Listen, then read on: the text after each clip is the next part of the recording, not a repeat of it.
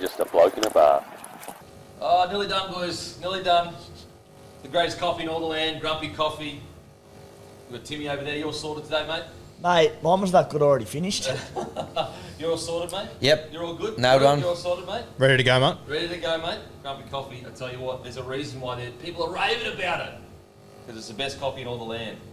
Well, I'm stinging. I'm absolutely stinging. Oh, all done. All done. Thank you.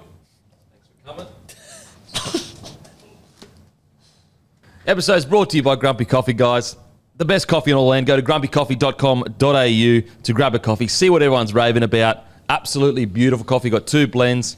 I'm drinking the everyday blend. We've got pods, we've got beans, we've got ground. We get it all at grumpycoffee.com.au. But the boys, they're back in town. They're back. The Roo, how was the break, mate? It was great. I've missed the boys just quietly. Just quietly. Say it loudly, Roo. Say it loudly. I like that. I like to hear that. That started like the year on a good note, because last week Timmy was actually stoked that you were no longer a part of the show.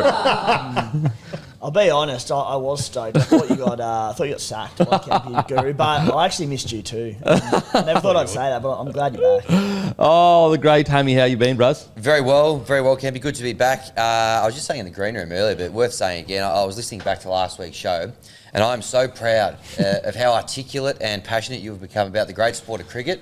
As we've been saying for a while, this is actually a cricket podcast. We just do footy in the off-season, but you're really starting to come along there, mate. I'm glad. I'm glad I could make you proud.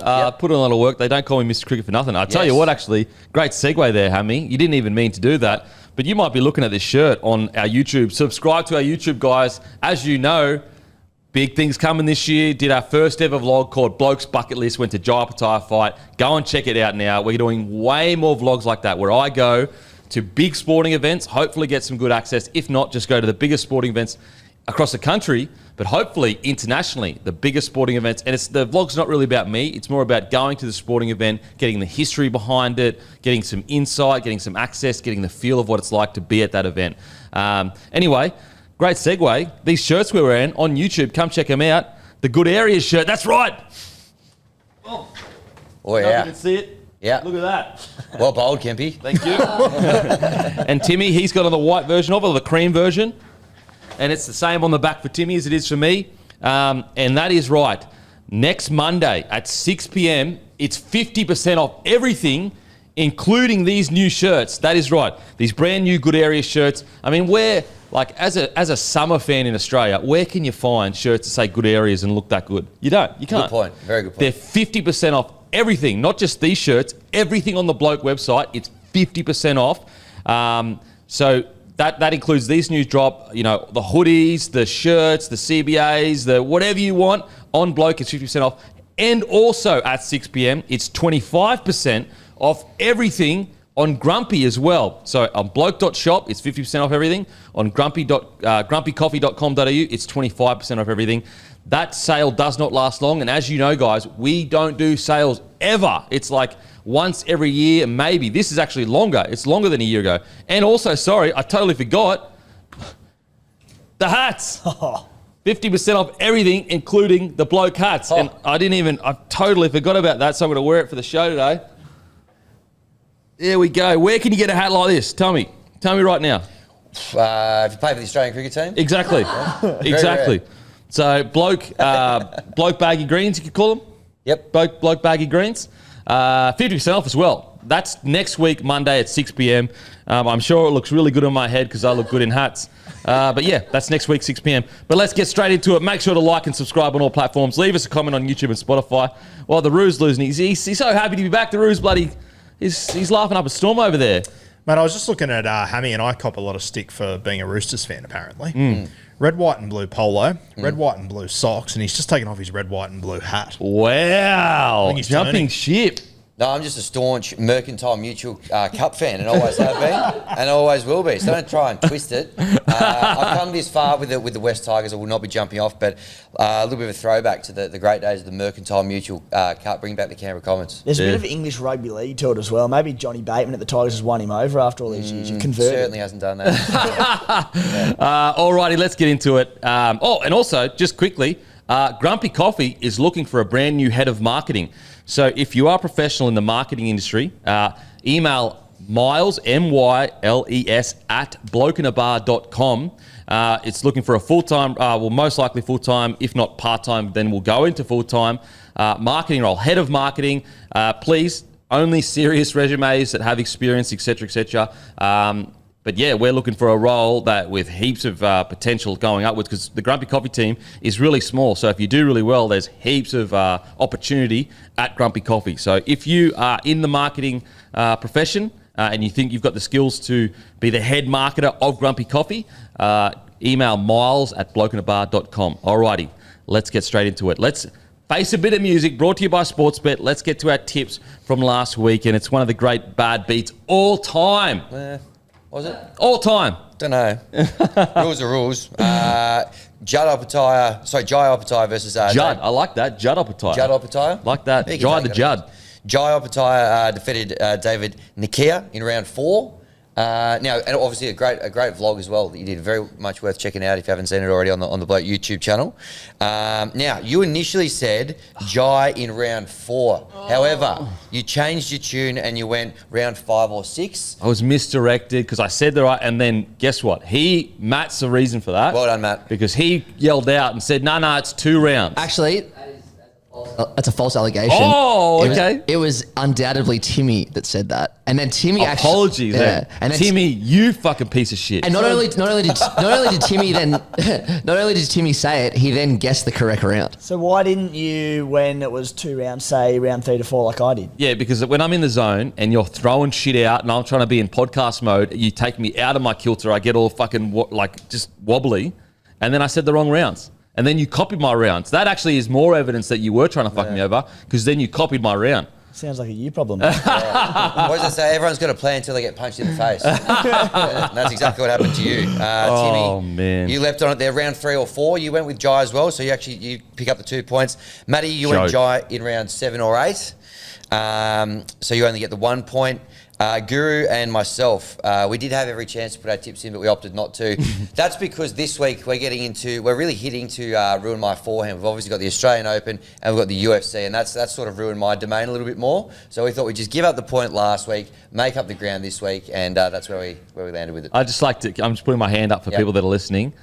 Didn't someone get -1 last week because they didn't put the tips in? I'm glad you flagged it and I didn't have to. And See, I'm a fair ruler. Thanks, like you've screwed me over by ruining my tip last week, but I'm still a fair ruler. And he got screwed over last week because he didn't tip. But it's not his segment. So, well, then why is Rue not missing -1? That's a good point. Rue -1, me 0, and we get into our work with UFC this week. Oh, yeah, the UFC. So stay tuned for that, guys. Yep. So far this year, 2025, Matty, the Waterboy, is on 3. I'm on 2, consistent as always. Timmy's on 1, Guru on 0, Hammy on 0. Well, Guru's on -1 now. Yeah, just for the record, when I win my 3rd crown in a row, I don't want any fucking excuses. Oh, complaints, my no God. bullshit. No, Okay? heading into this Giving season. you a huge start here. Heading into this season, we need to get him a team so that he has some kind of heart versus head decision making each week, in my opinion. I think that, and you know what? You can come to us with the team that you select, and it can't be fucking top 4 side. It has to be a middle of the range side, because all of our sides are basically... See, I was actually thinking about this last night. I reckon we should get where all our teams came on the ladder. Average it. And average it by 4, and whatever number that is, wherever they came last year, Guru gets. That's fair. That's fair. That's the only way to do it. You can't be coming in here thinking logically all the time. You have to be ruined by heart at some stages. There's a lot of deflecting going on early in the segment about me being a Roosters fan. Yeah. I reckon that's... okay. Early. There's a bit of mind games going It's early. going to be a from Root. low average number, just quietly. Grim year. You'll take the 15th ranked side. That's how our sides all went last year. Okay. However, stay tuned for tips this week. A massive 12 points up for grabs, but let's get straight into it. This week, we're going to give a grumpy bloke of the week. And this guy, he's a mixture of both. He should be happy. He should be smiling. But he's the grumpiest bloke of all time, before a fight at least. It's Isaiya Katoa. Listen, is he the scariest bloke ever before a fight? It is unbelievably how intense he is before the fight. But we just wanted to quickly give a big rap to Isaiya Katoa. Incredible win by him over David Naika. I think it's either Naika or Nikia, so apologies if I'm saying that incorrectly. But massive win. And I tell you what, I really feel like the Australian public are finally starting to respect Jai the way he deserves. He's been one of our best fighters for a long time. We've got some bloody good fighters, guys like Kambosos, guys like Paro, guys like Goodman. We've got obviously Volkanovski, Whitaker. We've got the UFC as well. But Opetaia, he has been so good for so long now, finally getting the respect he deserves, and it was an absolutely incredible win. And what was scary about it is that, you know, for people that just watch Jai Opetaia for the first time in that fight, they're going to think that he's like this massive slugger that just goes out and just absolute reckless and walks forward and tries to punch on. That's not normally how he fights. He's usually a really highly skilled, really good footwork that you don't usually see at cruiserweight, and almost he's the one outboxing his opponent with power, obviously. Whereas this was truly a scrap. Like, it was almost like more of a fight than it was a boxing match. Like, they weren't going in there looking for points and going 12 rounds. They were going out there to knock each other out as quickly as possible.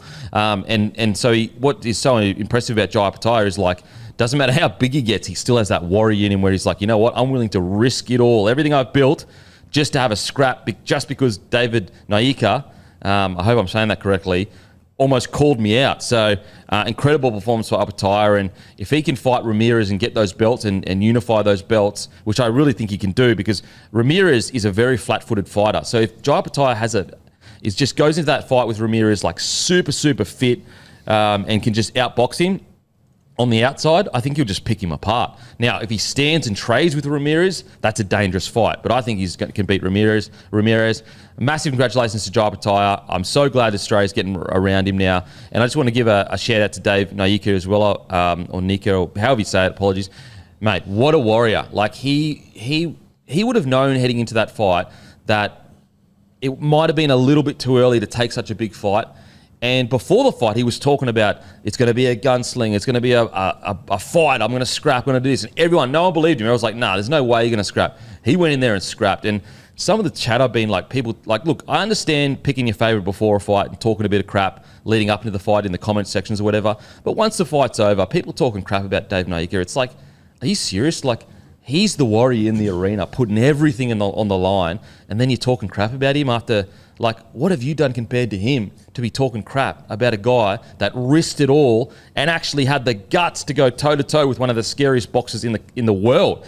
Jai Opetaia struggles to get fights because people are scared to fight him. Dave Naika not only took the fight, but took it to him, and also landed some pretty bloody good punches on Jai Opetaia. Like, there were a few times where Jai was a little bit buzzed at stages. So, like, it wasn't as simple as like, oh, Jai just walked through him. Like that, it was back and forth for 3 or 4 rounds there. So I just want to send a shout out to Naika and his team. He needs a big break, but he'll be back. I think he's got a huge future ahead of him. Anyway, that's our grumpy bloke of the week. It's Jai Opetaia. His Frown was absolutely turned upside down by getting the victory over David Naika. Use code JAI for grumpy bloke of the week for 10% off your grumpy order. That's JAI for 10% off your order. Go to grumpycoffee.com.au. Here's a grumpy bloke of the week. And just before we get into the next big topic, guys, does anyone have any links in Japan? If anyone's over in Japan, I am actually traveling to Japan next week, and I'm going to be obviously doing some vloggers and that. So if you like got some links in regards to like some sports over there, whether it's unions, sumo wrestling, whether it's baseball or basketball or whatever, shoot matt@blokeinabar.com an email, because obviously I want to do the vlog and be able to get access to all these cool places, and if you have that kind of access, it'd be awesome to speak to you, because I'm heading to Japan next week. Kempy was saying in the green room earlier he wants to actually compete in sumo wrestling over there, so you're going to start bulking at some stage. Oh man, I tell you what, I was bulking all through Christmas, that's for sure. Holy way to go still. Oh man. Okay, now let's get into it, shall we? Tohu Harris retires. He's officially retired immediately from the NRL. He played exactly 117 games each for both Storm and Warriors. He won the comp in 2017 with Storm. 2020, he was a second row of the year. In 2014, he was part of the Four Nations teams that beat Australia in the finals. And I tell you what, a guy like Tohu Harris, I still don't think to this day that people actually appreciate how good this guy's career was. Because we're talking about a guy at the Storm who was so highly touted. At times, they would like throw him in at 6. And coming through the Storm system, he was an integral. I remember at the time when they did actually leave the Storm, they were devastated to lose a guy like Tohu Harris. When the Storm are devastated in losing a player, like, you know that he has big raps about him. What an incredible career. And that year that the Warriors had, obviously not last season, but the season before, that was truly, I mean, yes, of course, Shaun Johnson was incredible. But really, it was on the back of Tohu Harris. It was on the back of Tohu Harris, and Sean Johnson, absolutely taking nothing away from SJ. But when it comes to like the unsung hero of that season, it was Tohu Harris. Absolutely. Yeah, completely agree. And I think for me, the image that'll stay with me forever is that return to Mount Smart when he walked them out. Like that was just incredible. It's one of those moments I wish I was there for, just to experience what that stadium was like. I said it the other day, like he's one of the very few that leaves the Melbourne Storm and gets better. And I think I'm even guilty of it myself. When you talk about the best lock forwards in the game over the last few years, man, I leave him out all the time. Yeah, I'm Don't guilty put of him it too. high enough at least. And I think when he's out for the Warriors, it makes you realise just how important he is. He's a little bit like Yo. When he's not there, you sort of realise. Just having a look throughout his career, as you said, like played 5'8" a few times and whatnot. If you ever look for the Kiwis, like he never played in the 13 jersey for the Kiwis. He played 5'8" more than he did lock for the Kiwis. He played centre more than lock he did for the Kiwis. Like incredible. Think about, if we had a player playing for Australia that did these things, that went from, back row to 6 to centre to sometimes he would, I'm sure there were periods in the game, even in 2023 when he was playing front row, like from centre to front row, it's incredible. That's crazy, yeah. And I mean, like, obviously he's now retired. And to be honest with you, if he would have retired any of the last 3 off seasons, I would have gone, I'm not shocked. The bloke is walking wounded 24/7. And yeah, like I've even heard stories. I think it was Magic Round 2 years ago where the Warriors, I think they played on the Sunday Arvo. I think they played the Panthers maybe. And he was so battered and bruised and sore after the game that he couldn't move to have a shower. So they put him straight on the bus. He sat on the plane from Brisbane to New Zealand, still in his kit. He was just that battered and bruised. What? And he's just rocking up, probably play the next week. He's just a different breed of bloke. Like he's just, he fits that, Kevin Campions, Simon Mannerings, these sort of guys they've had. And it's obviously James Fisher-Harris is arriving, which is fantastic, but like a lot of leadership gone there. You'd have to think that they keep him a part of the coaching staff. Like surely. He'd be such a vacuum there. And funnily enough, not that his positional career is similar to Simon Mannering's, just his appreciation. Like Simon Mannering at an Australian club, if he had the same career, would be remembered by everyone as one of the better players of his generation. But because it's over in New Zealand, it's a little bit out of sight, out of mind, and we've all got to be better at it, is appreciating the Kiwi players. But Tohu Harris, Timmy. Yeah, and you talk about, like you mentioned, out of sight, out of mind over in New Zealand, Kempy, and unfortunately it is a bit like that, as we know in rugby league circles when you get out of the Sydney bubble and the Brisbane sort of bubble there.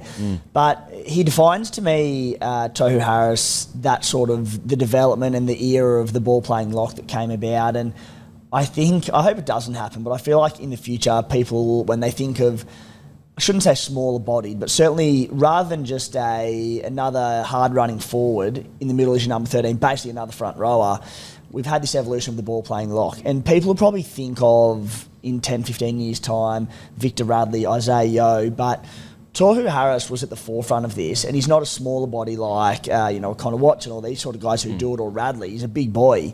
And you mentioned his versatility to play across positions as well, but he did this and was... When that sort of first started coming in, the ball-playing lock role, he was the best at it the entire time. But it just sort of, for some reason, he was never in that conversation, as you said, of the elite locks and the ball-playing locks in the game. So it's changed the dynamic of the forward pack because it's created a smaller body and the link man in the middle and all that. And it was Tohu Harris, and you mentioned, like last year was the big year of it with the Warriors went on their brilliant run, or the year before, I should say. An incredible career. You mentioned he was a goal kicker as well for a bit. Jumped in for Cam Smith when he was injured. It's insane. He did it all. So incredible career, and he'll be missed. You know what he is the epitome of for me?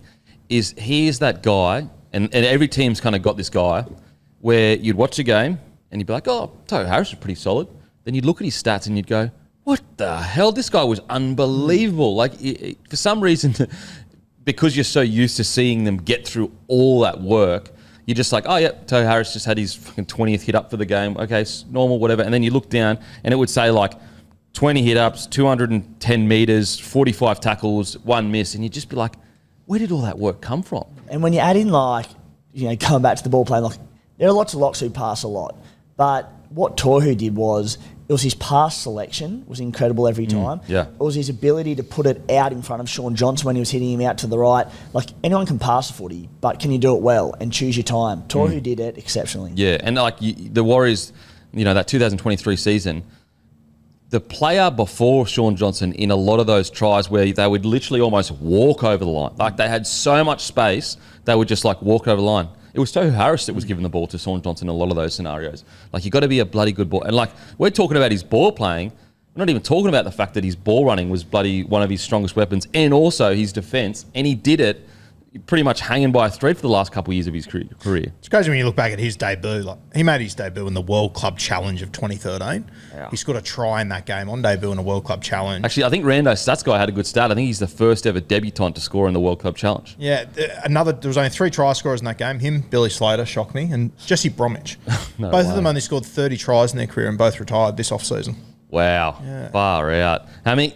Yeah, I mean, what a player. And, you touched on the year before last when the Warriors went on that big run. He was such a huge part of it. And then last year, he misses the vast majority of the season and surprise, they drop off. It just goes to show how kind of crucial he was to that side. That's a good point. And, now that he's gone, certainly on the field, hopefully, as you said, they keep him around off the field. But it's going to be a big gap to fill. Fisher Harris obviously coming across, but yeah, hell of a player. I remember the first time I kind of became aware of Tohu Harris was, or really had a bit of a appreciation for where he was at, was 2013. He was picked in the New Zealand World Cup squad. Then Sonny Bill made himself available and they had to drop someone. They dropped Tohu Harris.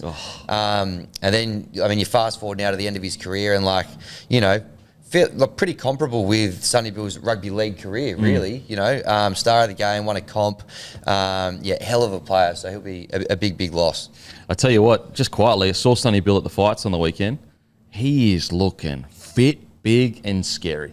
He is clearly, because obviously when you train rugby league, there's a lot of contact. So obviously your muscle mass, isn't big. He's looking the fittest I've ever seen him in a big way. Big boy. Out of retirement, you reckon another fight on the cards? Mate, I tell you what, I wouldn't mind it. I mean, Sonny Bill Williams, his career in making the right choices at the right time, I feel like that's obviously you've got the incredible athlete part of it, but just his ability to make the right choices at the right time. I know I'm not talking about early in his career with the whole dog situation, but I'm talking about when he got to All Blacks and then obviously came back and everything. But anyway, back onto Tohu Harris. The way, I guess, with Tohu Harris, what do you remember him more as a Warrior or as a Storm player? Warrior. Warrior? Yeah. I'm mixed. Yeah. I'm really hard. I'm genuinely 50-50. Right now, it's Warrior because recency bias and he's just been there. But I think in a couple of years' time, when we're sort of reflecting on his career and had time to sort of take it all in, such a big part of the Melbourne Storm through their success as well. So I'm 50-50. Because with the Melbourne Storm, so they won the comp 2017. The last time before that was 2012. Yep. So that's a drought for them. Yeah. And so he's a big part of that. He's a big part of that 2017 comp that they won.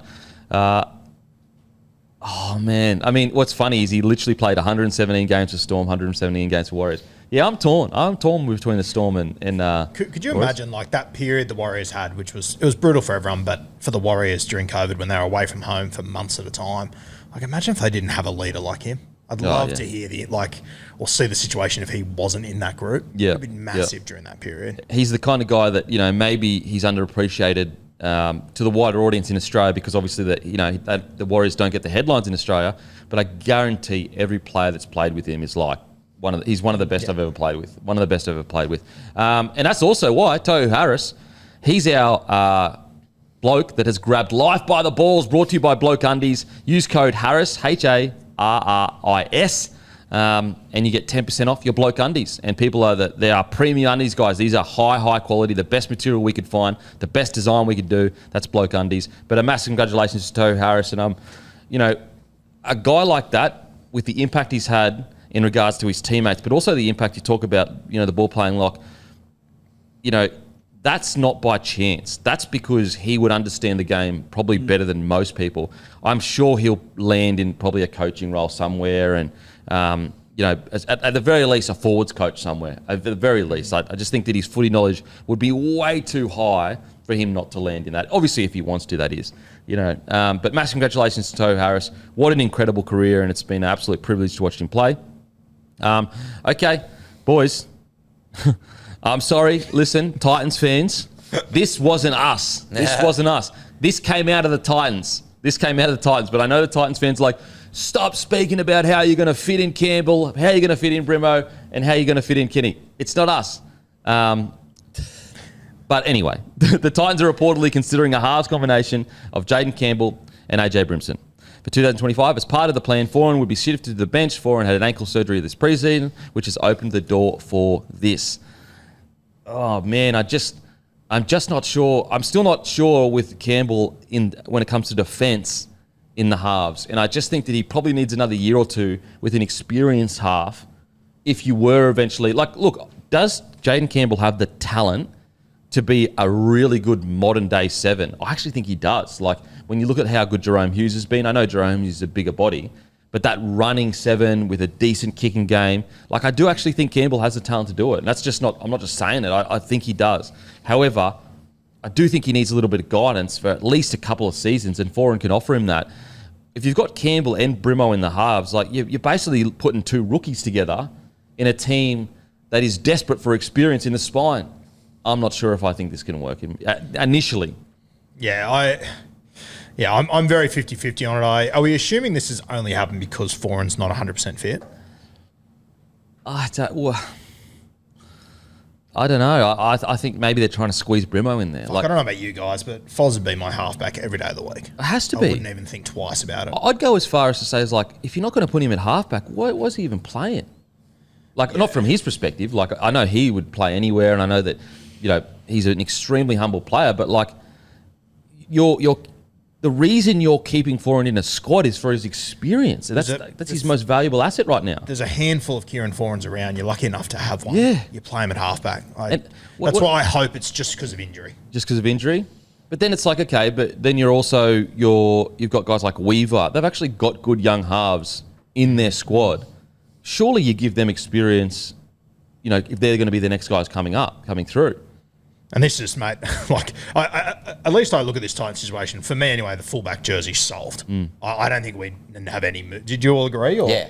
Yeah. 100%. Well, funnily enough, I'm still I still think Brimo has done. It could be a better fullback at the club, but with the makeup of their squad, I do believe that he is that fullback role. You know what I mean? I get what you're saying. I still would have Brimo as the best fullback at the club. Only by a little bit at the moment because Kinney, is right there. At the start, 12 months ago, I would have said Brimo was out and out the best fullback. Kinney's season has been so good that if he does it again, then I would say, okay, now we need to rethink that. But because the other thing's going to be if we get to trials and Carter Gordon comes out and looks good. He's a big body. What are we doing now? Yeah. And then all of a sudden it's like, well, okay, then you got to move Brimo back to centre. Carter Gordon at 6 because Carter Gordon's an out and out 6. He's not a 7, and when you're looking at the modern day big ball running 6, Carter Gordon is almost made in a lab for that.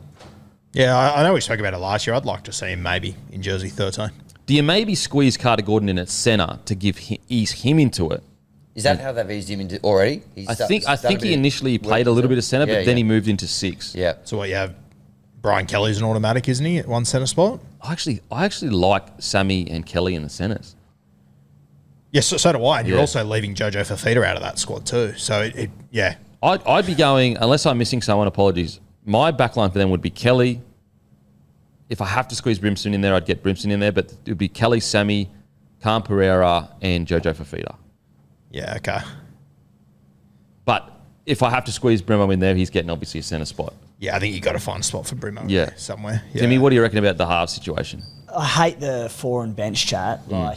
He's absolutely the best 7 at the club right now. And sorry, just cut you off. Not only is he the best 7, he's the best 7 by a absolute length of a straight. And just to add into it, it's like all people think about is points. Firstly, points aren't an issue for the Titans. We know how much attack they've got. If they're going with a combo of Brimson and Jaden Campbell, it just screams of, all right, we need more points. They don't need more points. They need to defend. The biggest bit of glue in that backline defensively is Kieran Foran, one of the best, if not the best defensive halves player in the competition.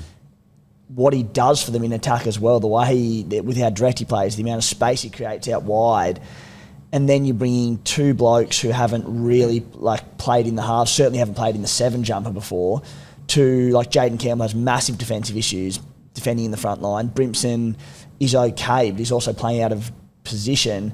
Defensively, that is going to be a nightmare for them, I think. I just think you have to play Kieran Foran there.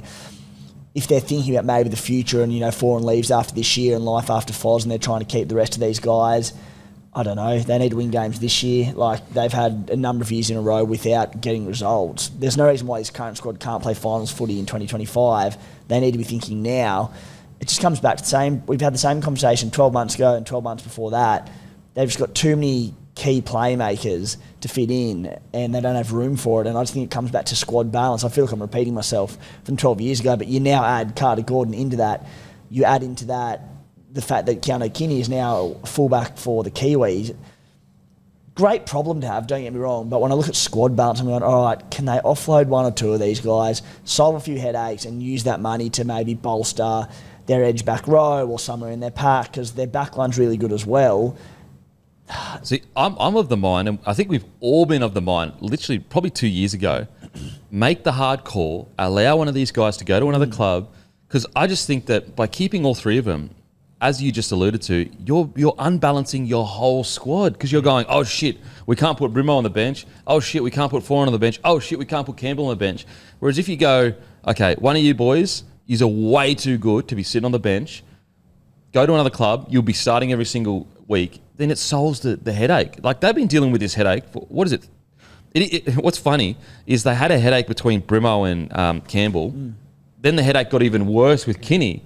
And now Carter, Who's the one out of these guys, if you're saying, we love you, unfortunately you don't fit in our plans because of et cetera, who's the one? Well, what's crazy is they just extended Brimo to like 2027 or something. Yeah. And initially for me, it was actually Campbell. When the whole Brimo-Campbell situation was happening, I was like, Campbell should go to another club and start at fullback because he would absolutely kill it. That didn't happen. And so right now I'm sitting there going, well, it's definitely not going to be Brimo because they just extended him and he's got experience. But at the moment, if let's say you're going to wait 12 months to make the decision, it would genuinely be about who's on the field the most. Whoever's on the field the most is who I'm keeping. I think it's just Jaden Campbell, unfortunately. And again, because you said Brimo's extended, if there was any concerns over Brimson, it's certainly not ability to tell if he stays on the field. Jaden Campbell, it's just because of the rapid rise of Keanu Kinney over the last, not even 12 months, like the last 6 months. I think Guru said Kinney at fullback makes sense now. Jaden Campbell, maybe he can make a fist in the front line. I'm not convinced that he can just because of his size, but perhaps he can. I just think then you put him in at 14, it's like, all right, well, he's still coming off the bench and playing in the front line. It doesn't really solve headaches. He's not a 14 for me. No, so I just think, unfortunately, it's Jaden Campbell, and there are so many clubs that could cry out for him. He'd be their starting fullback without question. I think it's him. And I agree with you, but could you imagine the backlash from Titans fans if Preston Campbell's son is gone? Yeah, the optics are just, it's tough whoever you pick, but. And this is where, once again, like if Carter Gordon hits the ground running, the decision becomes 10 times harder. Yeah, it's bizarre. I feel like the Titans they have got a curse when it comes to halves. Like their ability to handle halves has, for the last, what do you reckon, 10 years nearly? Yep. Maybe I'm being dramatic there. Maybe it's 8 years. But their handling of halves, regardless of the administration, because it's been different coaches, just never seems to work out well. And I will say, the only argument against Campbell being the one that has to go, if they genuinely believe he can be the 7 and make the move that his dad famously made at Penrith and the Sharkies and all that, if he can make the move to 7, they think they can put a bit extra size on him, he can handle it defending the front line, and he can direct a team and get him around the park, maybe that's a different story. Because if let's say Foran plays one more year and he comes in and he's the long-term 7 for him, sure, I haven't seen it yet, but if they believe it is, well, that might be the only thing that saves and they look elsewhere. Well, also in Campbell's defence as well, he hasn't spent a pre-season playing and defending there. Yep. So this will be the first year we're actually seeing Campbell come into a season with a full pre-season under his belt where he's in the front line defending. And so that's why I look at it and I go, look, this next 12 months is going to give me my answer. Like, if you give him a whole pre-season in the halves and he struggles defensively, and I will say as well, for the first 4 or 5 weeks in defence, he was actually really good in the front line, almost surprisingly aggressive. Well, yeah. It was just towards the end he just faded a little bit. As I said, the next 12 months will give you an answer, but once again, I just feel like they've dug themselves a hole, the Titans, with this whole we can't have Brimo in the centres, we're going to put him at 6, and then that puts Campbell to 7, but then that puts Foran to the bench, and it's like, Foran has to be starting if he's fit. He has to be starting, in my opinion. Yeah, I agree. And if you look at it from the other side too, it's brutal on the Titans that they've actually built a culture that all these guys, despite not having the opportunity to play the position, they want to stay there. That says something about club culture and what they're building there. Like, I've been looking at AJ Brimson for a few years, just going, every time he re-signs a contract, I go, what are you doing? Like, you could be a premier fullback in our game at 10 other clubs, but you're staying at the one club that you probably can't play fullback at, and they're not winning games. But there's obviously something good there that they've got that he's willing to stay there. Hammy, what do you reckon, mate? Yeah, well, I think you're spot on. If Foran's fit, like, he's got to start and be playing 7. I don't think, like, probably at his age and stage of his career, you're going to get heaps of impact out of him off the bench, using him in that role. It does feel like maybe this is a way to kind of keep them all happy, keep them all involved and playing somehow. And, obviously Foran's got this year up there at the Titans, but is it maybe a bit of a transition where they can kind of, you can kind of hold Campbell's hand a little bit, help him turn into a dominant kind of game-running halfback to add with all the rest of his ball playing and stuff? Maybe it's a way to kind of facilitate that, but I feel like it's going to be clunky. It's not going to give them good results this year, but maybe, like, it probably sets them up well beyond that, but it's just going to turn this year into a bit of a shit show, I reckon, if you're constantly having to sub guys off and out and, your guy's supposed to be running the show. You're chopping and changing that, once, maybe twice a game. I don't like how that feels. Also, Titans, David Feeder has suffered a setback in the ankle recovery. He's in doubt for round 1. Oh, man. You guys know, for so many years I've been high on the Titans, and I just don't know where to put them anymore. Like, have you got a good feel on where the Titans are at heading into this season at all? No idea.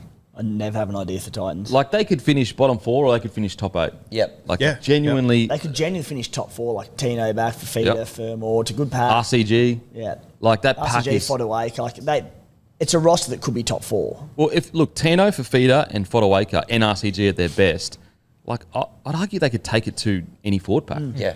Like, they're all Origin representatives, and yet I hope it clicks this year. And look, again, in their defence, they did lose Tino all of last season. He is the heart and soul of their side. I tell you what, watching some of those clips of Tino training, like, you just forget how much you love watching him play footy. Like, there was some recent ones, and I was like, far out, I miss watching that bloke get around last year. Like, he's such a good... Like, he epitomises what footy's all about. Yeah. Well, I think as well, like, that, in a weird way, that injury last year, like, I've looked at the Titans pack the last few years and sort of, it's been Tino, and that's... Like, he's the big fish there. Whereas, they were forced to do life without him last year. Like, I think Jermaine Jolliffe stepped up massively. Pahulu, God knows what's going on with that situation, but he's a good footballer. And now you got Regan Campbell-Gillard, Mo Fodawake is still there. Like, all of a sudden, it's not all built around Tino. Yeah. It's a really well-rounded forward pack. It's a bloody good forward pack. Like, I love their forward pack. Especially, I like the signing of RCG because it's an experienced head with a young forward pack. And if you're going to have a set of running halves, you got to win the middle. Yeah. So, look, I think they have to go with Foran. I think Campbell and Brimo in the halves is like, we'll put it this way, the mad scientist, Desi, maybe he can make it work. I just think it's such a low percentage chance of working. And that's the other thing as well when you look at Des Hasler. Like, he has got a history of sort of making things work that don't line up on paper. Like, he won that comp with Manly years ago, and we all go, oh, Ches, Foran, what a combination. They were 20 years old. Yeah. Like, you don't win competitions with 20-year-old halves and No. 5'8". That's how it's always been. And then he wins a comp a few years later. He shifts Jamie Lyon to 5'8". He got Canterbury to a grand final, like Hodkinson and Josh Reynolds. Like, you wouldn't say they're elite halves by any means, but he moved the ball around his forward pack. He turned James Graham into a ball player. Like, he's a good coach that can do things you don't. It's a good point. You wonder whether he's looking at it going, when I had my success at the Doggies, my forwards were the ball players. Yeah. And I almost had 2 ball-running halves to a degree, especially, Grubb, he was a ball-running half. Maybe he's looking at Brimo and Campbell going, look, 2 of the best ball-running halves I could ask for. Yeah, and I'm not saying that's how it's going to play out, but, I mean, if we get to the end of this year and you go, oh, fuck, Desi had something up his sleeve that no one saw, You wouldn't be seen it surprised. the last few decades, realistically. And, sure. I hear a lot of people say, oh, the Melbourne Storm are doing it with running halves, and I always think Storm are the exception, not the example. But if I had to back 5 coaches in the NRL to make it work, Desi'd probably be in there. Yeah. And then just the one other thing about Jaden Campbell, the fear I have, and this happens to so many, I speak about it quite often, but just if he does play in the halves, they're probably going to have to put, 10 kilos on him if he wants to be there long term. And I've just seen so many unbelievable small fullbacks who can't be tackled, put weight onto him. Milford's the great example who, not that it was a disaster moving into the halves, like he almost won a grand final and a Clive Churchill medal with the Broncos there, but all in all, I think he played his best footy at the Raiders as this tiny little fullback, and I know there's defence and all that comes into it as the last man, but You move him into the halves, you put 10 kilos on him. Hopefully it works out for the best, but he's so destructive at fullback at the moment. I don't want to ruin it. I want him at fullback. Yeah. Yeah, I'm with you, mate. I'm with you. All right, on to the next one. Brought to you by... I tell you who needs a good day. I need a good day. Because I watched a movie last night called After Sun. And it brought a tear to my wee little eye. Brought a tear to my wee little eye. Any listeners that have watched After Sun, let us know in the comment section. That absolutely wrecked me. Holy shit, that was sad. Jesus Christ. Anyway. What's it about? It's about a father and daughter relationship. And I can't say any more than that because then it will obviously spoil what it ends up being about. But I tell you what, it broke me wee little heart. Okay, now, who really does need a good day? Brought to you by Good Day. Use code DMP for 10% off. Combine that with subscription for 20% off. BeGoodHealth.com.au. The Cowboys need a good day. So this is their injury run, the poor fellas. Tom Chester, ACL, he's out for 25 season. Helam Lukey, ACL, out for 25 season. Jason Taumalolo undergone surgery on a foot injury that was sustained in the Pacific Championship. Should miss first 4 rounds.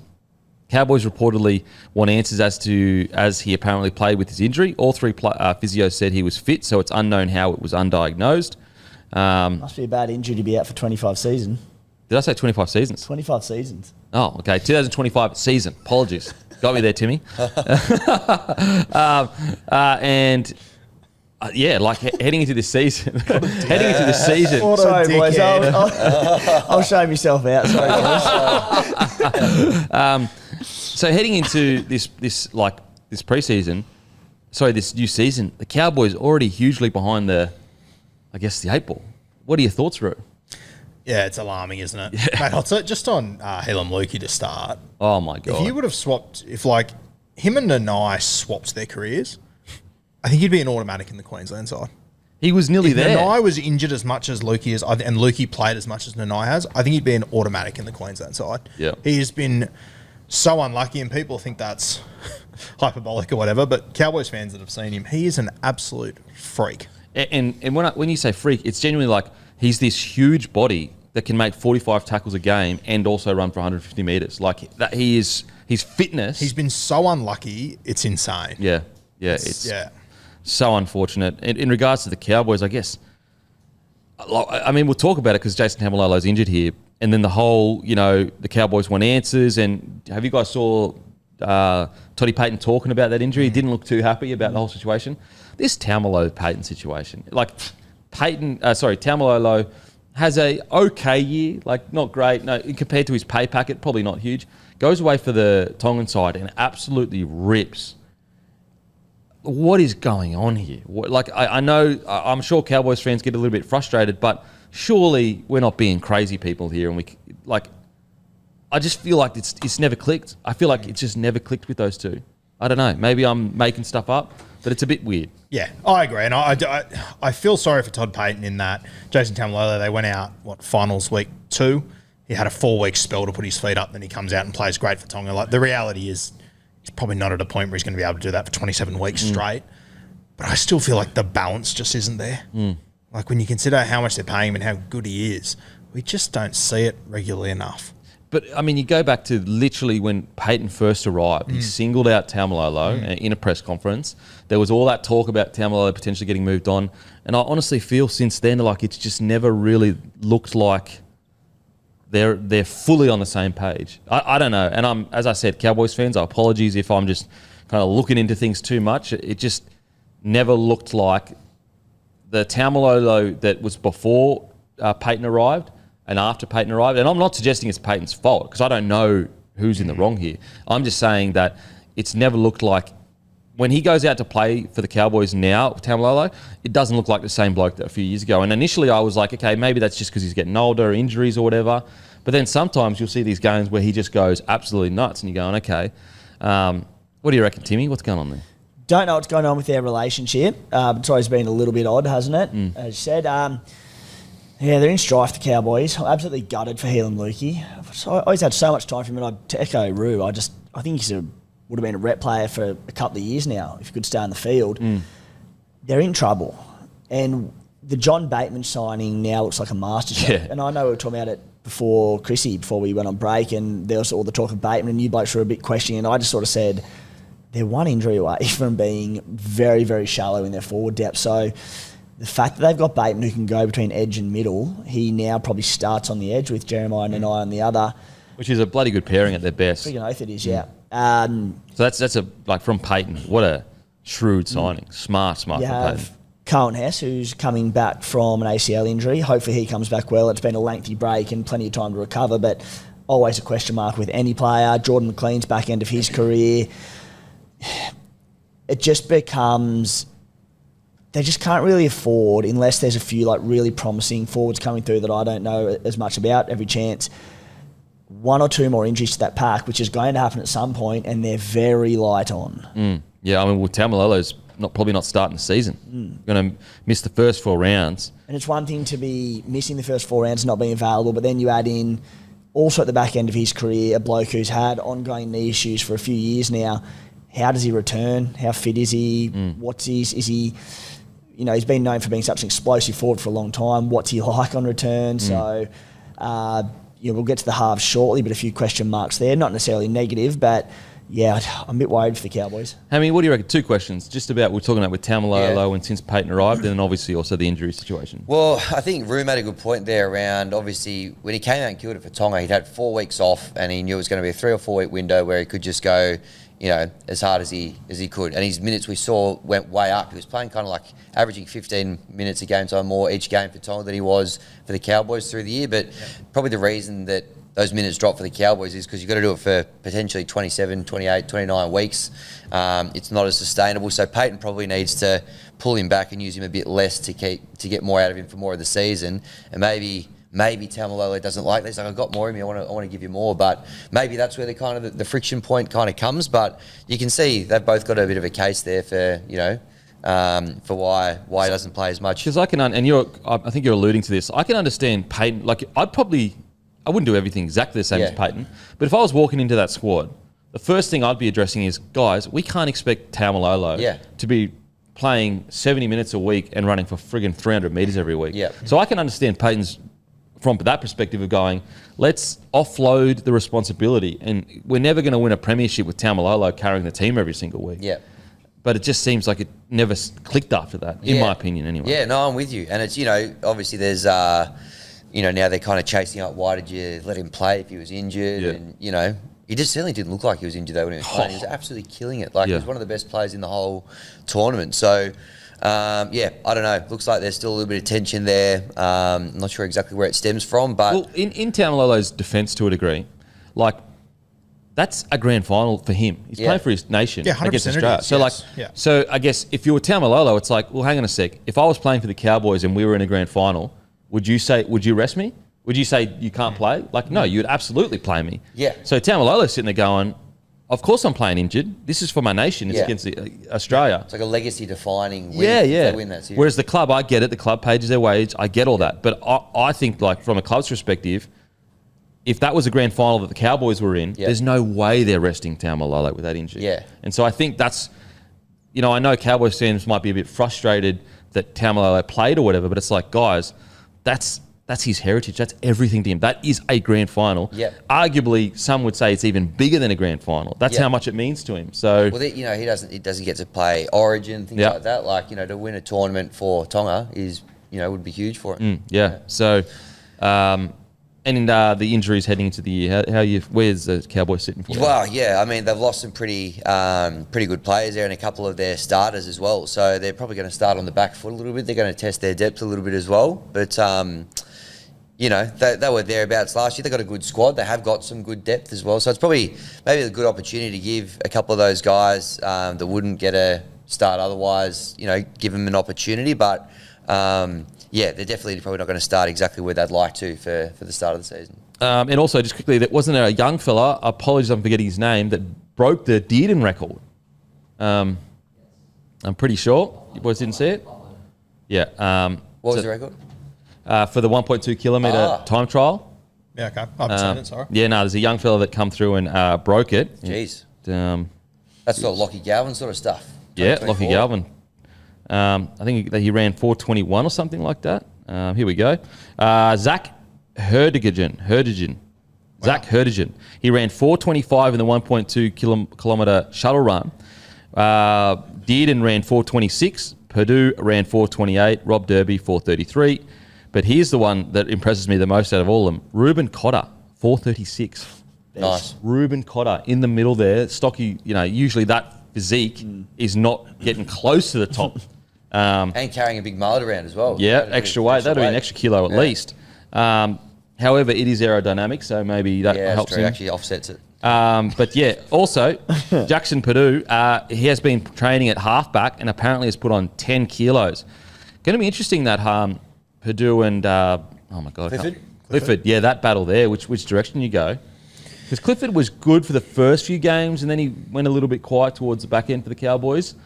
I'm probably thinking that they start with Clifford, but I reckon there's a chance midway through the year Purdue could, because the talent Purdue has is friggin' unbelievable. Yeah. Super talented young fella coming through. Yeah, without a doubt. And I think with Jake Clifford, we've had a few false dawns with him as well over the years. I remember sitting here with you 3 years ago in round 2 and I got people messaging me going, good one, dickhead, he's going to win a Dally M. I'm going, fucking what? He was on top of the Dally M by round 3 or 4. Yeah, that's right. I don't think he finished the season. Yeah. I don't think he's done this a few times. Obviously been in North Queensland. He's now gone overseas and whatnot. And it was a big call last year to drop Chad Townsend for him when they were a top 8 team competing for a comp.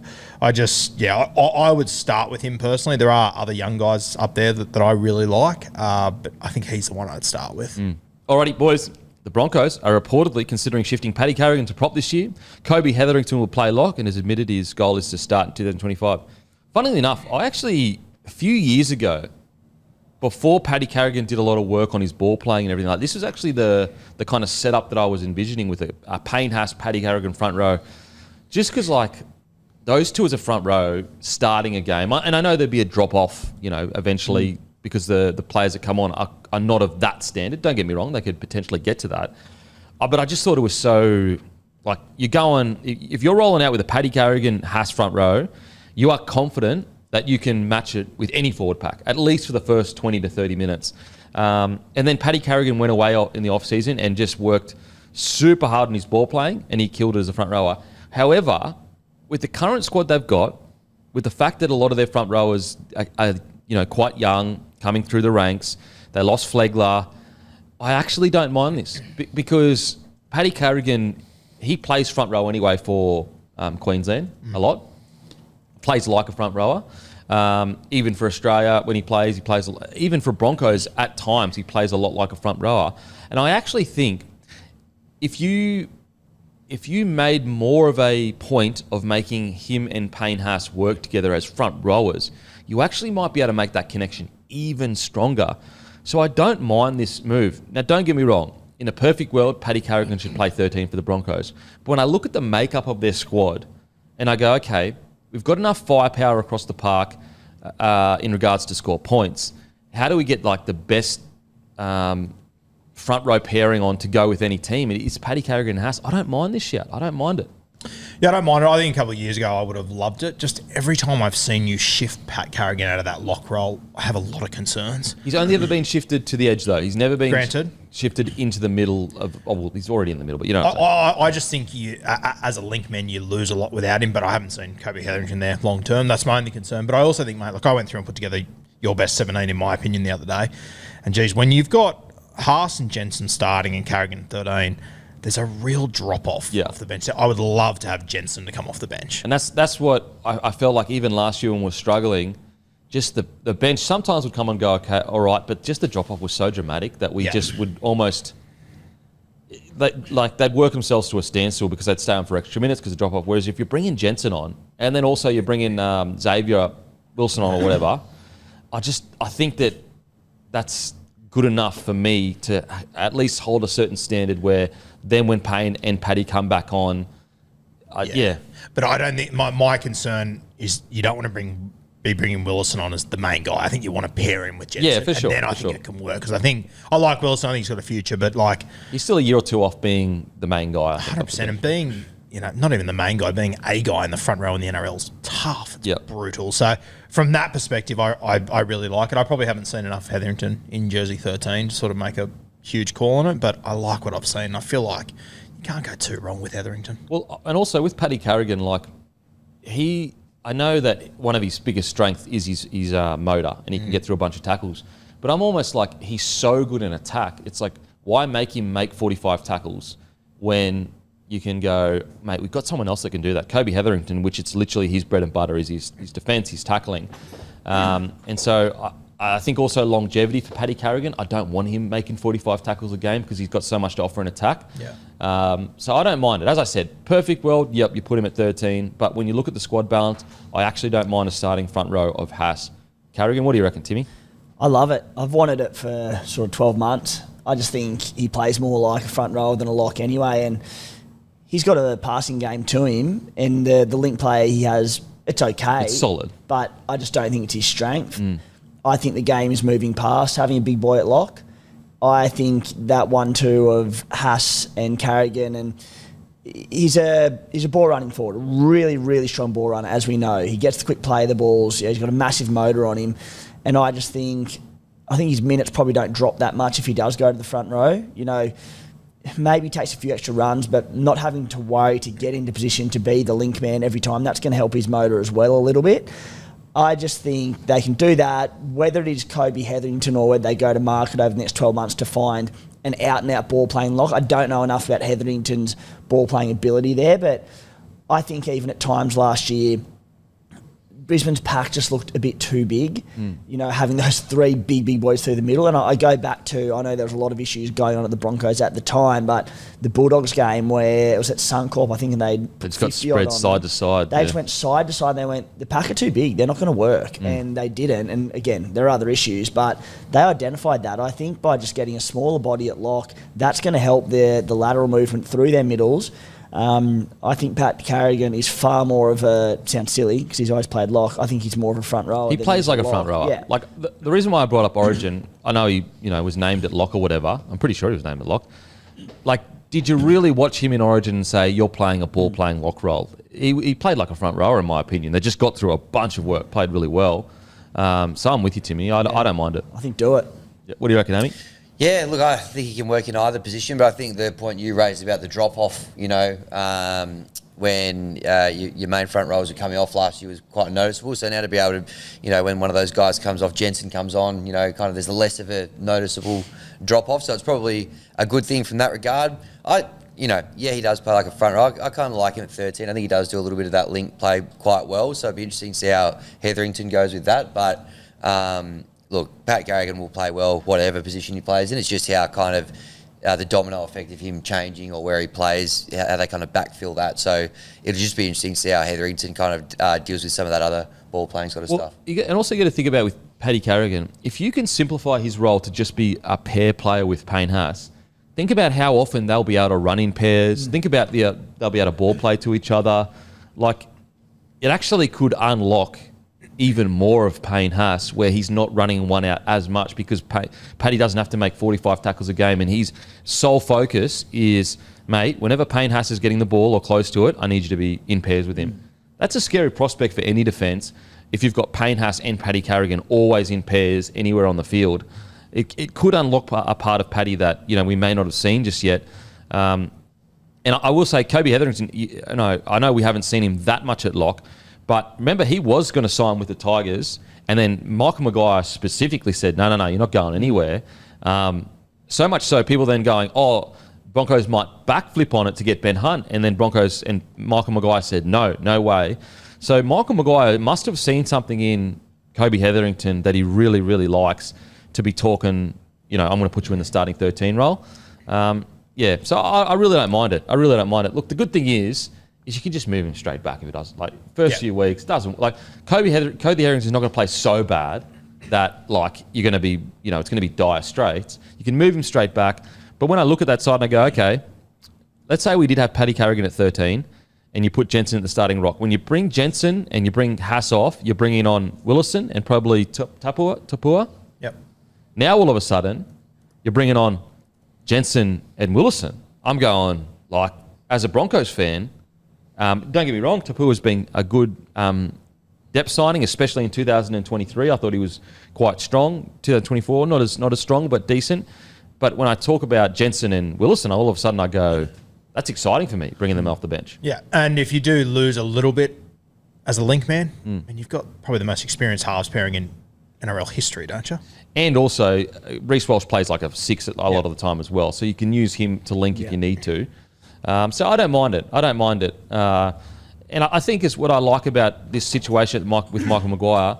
He's clearly trying to get this squad to play to suit the game plan he has, rather than kind of like leaving it as is and like almost like throwing a blanket over it and going, okay, let's hopefully my style of footy works with this team. He's almost going the opposite direction, going, let me tweak a few positions to suit my style of footy. So we'll see what happens. Anything else, boys, on that one? No, all good. Alrighty, Isaiya Katoa. Katoa admits his fitness has been one of his downfalls, and we'll be fixing that during the pre-season. As a halfback, you need to be one of the fittest in the team, and that's one of my downfalls at the moment. I think with Katoa, he's almost got the opposite problem with most halves, where if he wanted to put on muscle mass, he could probably do it like that. And so he's almost going to have a coach that is constantly saying, mate, lose a couple kilos. You don't need to be 96, 97 kilos in the halves. You're big enough and strong enough to play around that 93 kilo mark.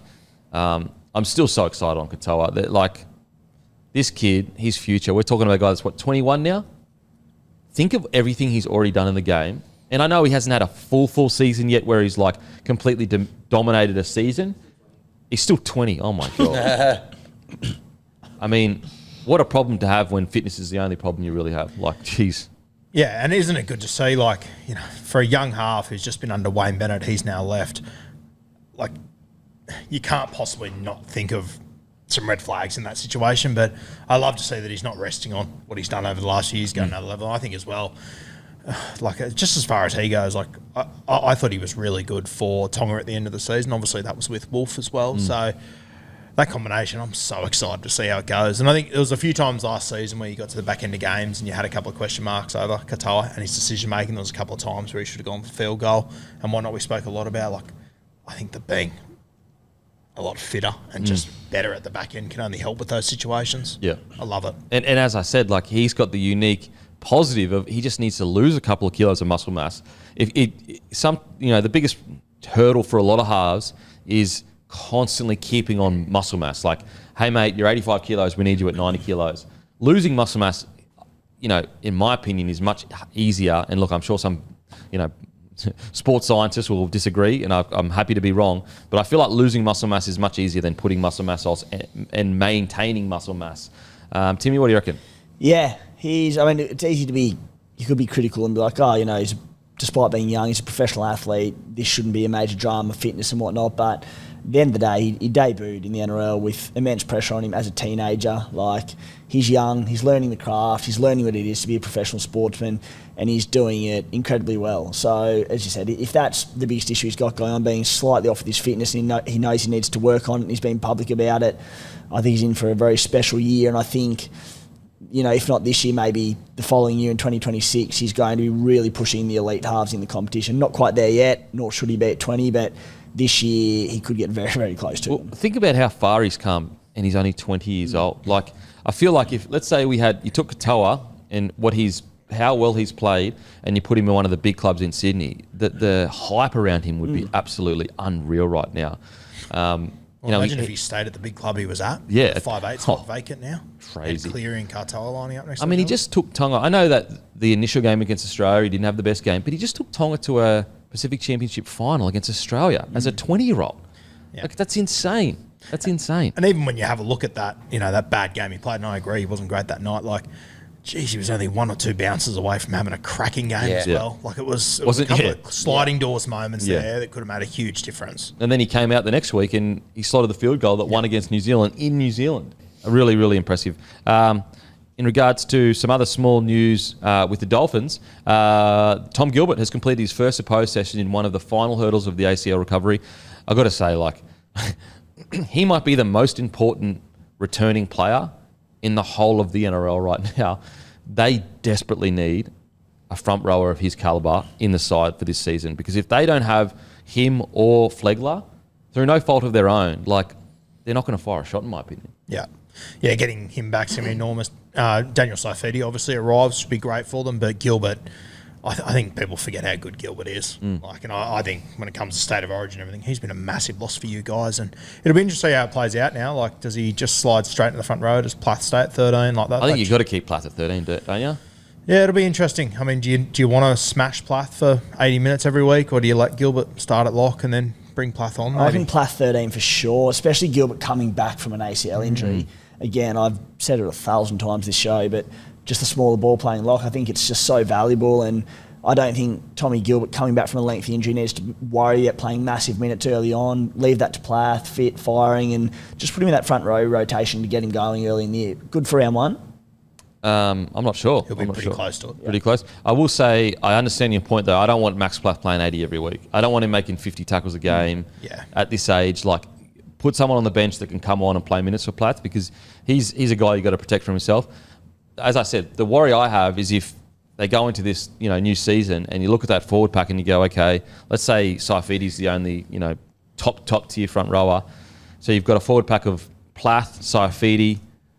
Would it be Marky Nichols that would start? Probably. With Saifiti? Probably, yeah. And then you got, Ray Stone. I'm sure I'm forgetting someone. You got Felice Kafusi. You could have probably shifted him into the front in the middle now, I would say, yeah. Whereas I really think just those young legs that Gilbert and Flegler offer, they just desperately need in the middle, I think, this year. Look, they may be grindy and fire around that, like 7 to 10 mark, but I reckon if they really want to make the 8, they've got to have it either Gilbert or Flegler playing most of the season this year, in my opinion. Yeah. Happy to be proven wrong, but they and that's again it's almost an obvious thing to say. Like, they've spent all this money on 2 representative front rowers. Yeah. Like, you need them in the front row. Like, imagine any other team, they had 2 origin front rowers. Like, for example, imagine Broncos lost Paddy Carrigan and Payne Haas. We'd be sitting here going, well, they're probably not going to make the 8. Yeah, especially if the Broncos didn't exist 3 years ago. Yeah, and they've got a 20-year-old 7, unsure who the 6 is going to be. I think with the Dolphins, like there have been so many reasons why this place should be an absolute train wreck. Yeah. And they just have avoided it consistently, that I think we underappreciate how much of a tough spot they've found themselves in. Well, you look at how those. well they've recruited as well. They rolled into that last game against the Knights, was it, where they were trying to make the 8 with the halves pairing of Avarillo and... Was it Cody Nikorima at 7? Who was at 7? Yeah.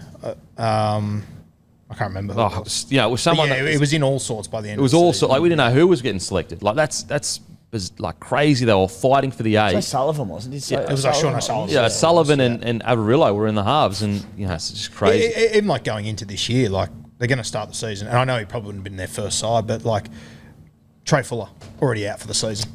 That's a huge loss for them. Like when Hamiso goes and plays Origin and you can put this guy in, he can start week in, week out. I'd honestly argue, you put Hamiso in as a roaming centre, like at full strength, and Trey Fuller at fullback.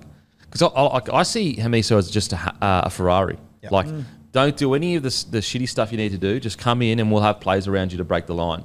Whereas Trey Fuller, Trey Fuller's taken, 25 hit-ups a game? He's going to run you 225 to 250 metres a game. Anyway, we'll see what happens with the Dolphins. Exciting year, though. Exciting year. Oh, speaking of the Dolphins, we are going to do a live show at the Dolphins February the 22nd. Go to the Dolphins website. We'll link in the show notes as well. You can buy tickets to the live show. You get a feed. I'm pretty sure you get beers, drinks. It's a great day. We did it last year as well. Myself, Hammy, Timmy, and Matty will be there. The Roo's got something already locked in, so he won't be there, unfortunately. But the boys will all be there. It'll be a live show. And, you can buy your tickets on the Dolphins website. Over 50% tickets have already sold. And we haven't even spoken about it on the podcast. So if you want to come down, make sure to go to the Dolphins website, grab your tickets. We'll put a link in the show notes. Basically, what happens is you get a feed, and if they've got the crumb cutlets again. That's what hurts me the most. I'm having roos. Well, you know what? In memory of Roo, we will have a crumb cutlet each. You'll have plenty on left the over. balcony. I'll bring you a few back, bro. I hope so. That's one of the great facilities in Australian sport, that balcony. Oh, it's the best. Overlooking a game of rugby league. Yeah. There's a doubleheader as well that day. Doubleheader, and who's playing? Is it Sharks? Oh, sorry. Broncos are playing. Wait, I'll get it up. But it's Broncos, Titans, Dolphins, and Doggies. Dogs. It is. And is it the last trial or the second last trial? it's the good week of trial, the second week of trials. Yeah, so it's a dream. And so basically what happens is it's a full live show. Then we'll sit around, have beers, have a feed with you whilst watching the footy on the balcony overlooking the whole field. It's honestly, it's heaven. It is seriously heaven. It was the best last year. So that's February 22nd. Make sure you grab your tickets. They're nearly all gone anyway, so get in quickly. Alrighty. Bit surprising-ish news here. Karl Oloapu, who was, Roo, you can speak to this, but we're talking about one of the best young fellas coming through the ranks.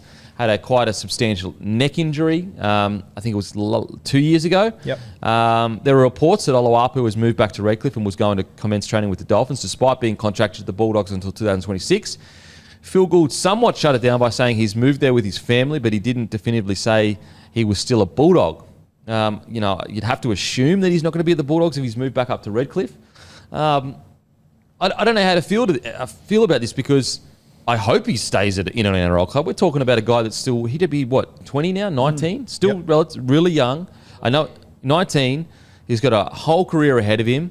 I'm surprised that the Bulldogs are happy to let him go, but I'm sure there's, more going on behind the scenes that we don't know about. However, the main thing I hope, please stay in a first grade squad. This guy he's a special talent. Yeah, well, wait and see how it plays out, but I don't actually think this is first grade Dolphins. I think it's Redcliffe Dolphins. Really? Yeah, that's what I've been told. Yeah. So there's no first grade? Related. Okay. It's because of his neck issue. Okay. Yeah. So he's just struggling to train full time. There are question marks whether or not he'd play footy again. Okay. And it sounds like he still needs to get clearance by docs to be able to play footy again. So therein lies the concern for the clubs and anyone wanting to, like all of us, would love nothing more than see Karl Oloapu, who has such a bright future in rugby league, to come out and be training and playing again. But there's just concerns around the neck. Yeah. Got me. Article got me. Those details were very important. And I don't think it's actually been said anywhere yet, but from what I've gathered, it sounds like it's Queensland Cup. I don't think it's the Dolphins' first grade side. But then that's what I'm not understanding. If he's going to play Queensland Cup, how come he's not going to be in a first grade squad somewhere? Yeah, if he gets cleared to come back to footy. I think it's the concerns around the neck injury. Yeah. Okay, so basically there is a chance that there's no first grade doctors at the moment that are happy enough with the progress of everything, or confident enough that he can go through the rigors of a first grade training regime? I think so. Regime, sorry? Yeah. Regime? Okay. And so then, so it sounds kind of like they feel like he can start playing, so they're going to try to play elsewhere. But I mean, what Q Cup side's going to say, yeah, sweet, no worries? They're still taking a similar gamble on a bloke and their future, so. Okay. Yeah. So probably there's probably a lot more about this that we don't know. And it could just be coming back, being with the Dolphins, second grade or whatever, lower tier, training, getting back into it, hopefully getting back to footy. I don't know. The thing that would make sense to me at the moment would be, at the moment he probably can't, being a full-time footy player, the training is extremely hard on the body, whereas maybe they're trying to ease him back into it with reserve, with part-time training where it's not as intense.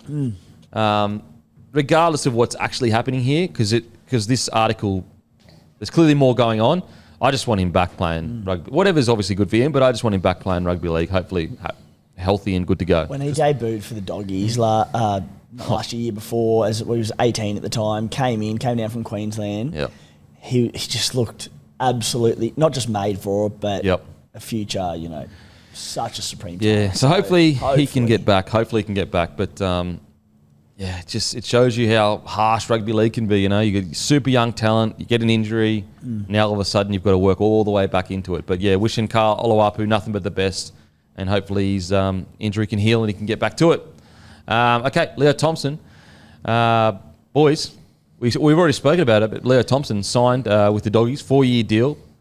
What are your thoughts? I love it. I've been saying for a few months, I'm very high on him. I think he's going to turn into a proper elite front row forward. I think Canterbury this year, we sort of said all year, feels like they're one front row forward short, and then they kept winning. But I think when you got to finals time, I think you could tell then they are a front row forward short still. So I think this is a tremendous signing for them. I love the look of Leo Thompson, and you talk to guys up there at Newcastle, the way that they talk about him. People keep throwing at me his average run meters. I don't give a fuck. It's the same as James Fitzgerald. I don't care. Yeah. It's that he brings something extra. He's got that alpha factor to him. And I think he's going to develop into a very, very good front row forward at Canterbury. I'm excited about it. I mean, Yep, good get for the Dogs. I know there's a bit of chat about him maybe going to the Raiders. Agree with what you guys were saying last week. And Timmy, you know, like you've got a pretty good forward pack as it is, and to throw that amount of money at a guy based on potential, maybe not the best use of your cap there, but it still would have been a good get wherever he goes. But I think he'll be great for the Dogs. I feel for the Knights. I reckon they might find themselves in a bit of a precarious spot, by the time that he leaves. Obviously, they've got KP there on the big wicket. A couple of guys kind of like dropping off or leaving. It's probably going to hurt them, but a great get for the Dogs. It's just going to make, they've already got a pretty good pack as it is, but it's just going to make them a little bit better. The Knights are the ones I probably feel for out of this. Now, reports are Hazelton might be a replacement in 2026. Oh, surely Hazelton stays at the Sharks. He's a fan favourite. Mate, big Tommy Hazelton, more minutes in the middle there. Do you reckon the Sharks would let a guy like Hazelton go? It's not like, they've got Adam Fennell-Blake, I get it. But I reckon actually Hazelton has the potential to develop into a bloody good front rower. I agree, but they can't keep all these guys. Yeah. They've got everyone in the squads a 7 or 8 out of 10. They're all solid players. They've re-signed McInnes, Teague Wilton. I think it's only Mulatalo and him out of that crop that could have left that's left. So can't keep everyone. Who do you reckon, long term? I'm just thinking long term. So their front row pairing starting would be Kaufusi and Adam Fennell-Blake? Yep. I reckon, is there a chance Hazelton could develop as good as Kaufusi? Absolutely. Yeah, that's where I'm kind of getting at. Is it such a sure decision to allow him to go and keep Kaufusi? I'm not sure. Do you find a way to? But I think you'd be able to get Kaufusi on a much smaller pay packet than when you get Hazelton. I think this is salary cap 101. If you're going to be a top 4 side for years on the trot, your players are going to go up in value. Well, how old's Kaufusi, Matty? Could you find for us, please? And also, so that'd be on the bench. Then you'd be going Kaufusi, Rudolph. Kaufusi's 25. And Hazelton is about 25 too? Yep. Okay, so it is just that really hard decision. Do you get the guy? You can't keep everyone. It's brutal, but you've got to make tough decisions. Oh, man. That is a tough call. What do you reckon, Timmy? I think he'd be an awesome signing for the Knights to replace Leo Thompson. And he's one of them blokes who, bit of a try-scoring spree this year, and you sort of feel like, it's a one-off, it's front row who just managed to find the line. I feel like he's one of the ones who every single year he's just a try-scoring front row, big, tall, hits the line very hard. I think he's got a really big future. Yeah, that's why I'm potential top-tier front rowers in the game. Maybe not Payne Hasantino are kind of in a league of their own, fish and that, but second tier, he's good, Tommy Hazelton. And I just wonder, if you gave him more minutes, would you see him go to another level? I don't know. It's a tough one. In saying that, I also understand the argument. We're all sitting here going, we probably see him as being one of the better front rowers, just under that tier under. And as a Sharks, salary cap guy, you're sitting there going, well, I can't afford to play that kind of money for a guy sitting on the bench. And then the Knights, you're sitting there going, well, we've got all this money. We lost Saifidi, we lost Thompson. Yeah. Oh. And if you read the reports that, apparently the Knights got very close to matching the offer for Leo Thompson with the Bulldogs, but he chose to go to Canterbury. They've got money to spend there, and Hazelton's more valuable to them than he is to the Sharkies at the end of the day. Ooh, what do you reckon? Well, Hazelton's definitely worth more than what he'd be able to get at the Sharks. I reckon he's a great player. Probably blossomed a little bit later in his career than... So Hazelton's story is super interesting. Check out the podcast I did with him. The reason why he blossomed a little bit later is because he came through the COVID situation. Yep. And so a lot of that generation, they missed 2-3 years of their bloody career. Yeah. Yep.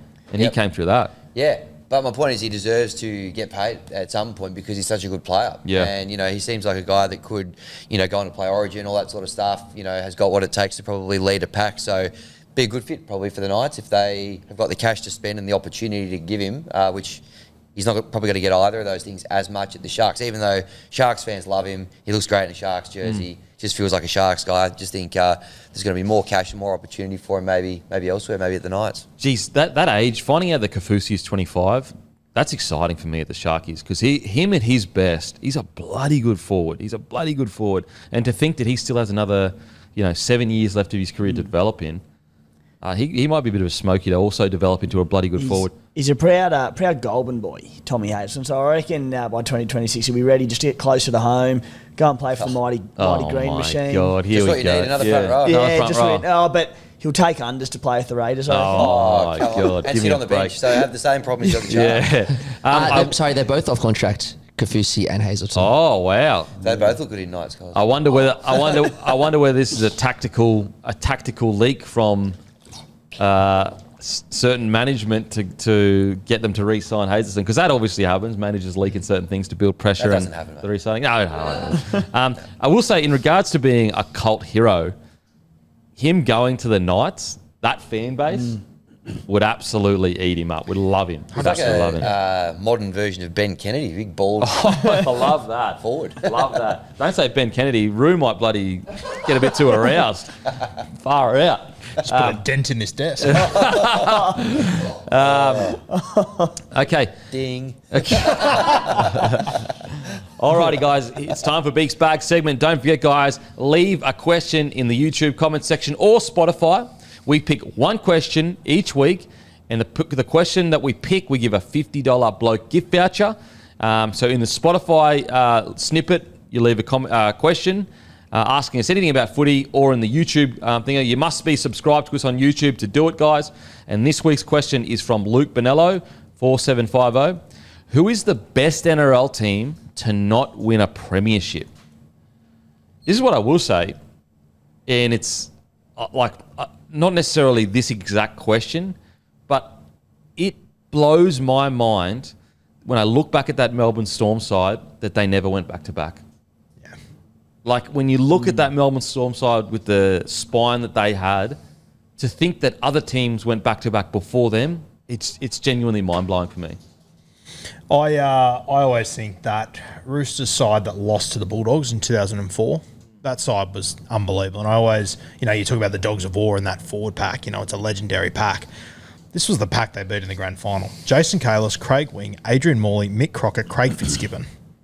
That Roosters side Luke had... Ricketson was ruled out of that game. Wow. And that Roosters side you're talking about as well, they had the wood on the doggies for the early 2000s. They would beat them in a lot of the big games, obviously won more minor premierships than that. You had Chris Flannery, Anthony Tupu coming off the bench, two Origin players. God. It was an elite. You had Freddie still in that side, Minicello at his peak, Hodges. It was an elite side, that Roosters side. And for them to, they went to the grand final 2000, 02, 03, 04 and only won one grand final out of that, 02. I'd argue the 02 side was probably the weakest side out of all of them. Well, the Bulldogs got stripped that year. Exactly right. That early 2000s rivalry between the Doggies and the Roosters. I'll never forget Hodgie with his, do you have a pink ratty? Yep. And his battle with Willie Tonga. Willie Tonga.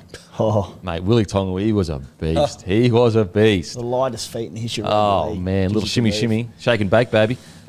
Timmy. best Canberra team. Raiders 1993. Ricky Stewart, broken ankle, round 21. I think it was Tim Sheens told him to go off at half time because they were humming along, $1 to win the comp. Stewart did his ankle and ended up not winning the comp. Went on to win it the following year in 94. But yeah, it sounded like I was not born at the time, but shoo-ins to win the competition. And they did not. They did not win another game. Oh, my That's Hit a God. wall. Daly, Meninga, Clyde didn't win a game. Wow. Hammy? Tigers 2024, I think. Didn't been more than any other team in the comp. Refs had it in for us. Just robbed of an opportunity to get off the bottom of the... I reckon probably the best side not to win one. Kills me to say probably, but maybe the Eels in 09 when they went on that enormous run where Hayne just got on a tear and just won the Dally M. No one could really get near them. Obviously, they came up against the Storm, who had that premiership stripped from them as well in the grand final. It was a tight game.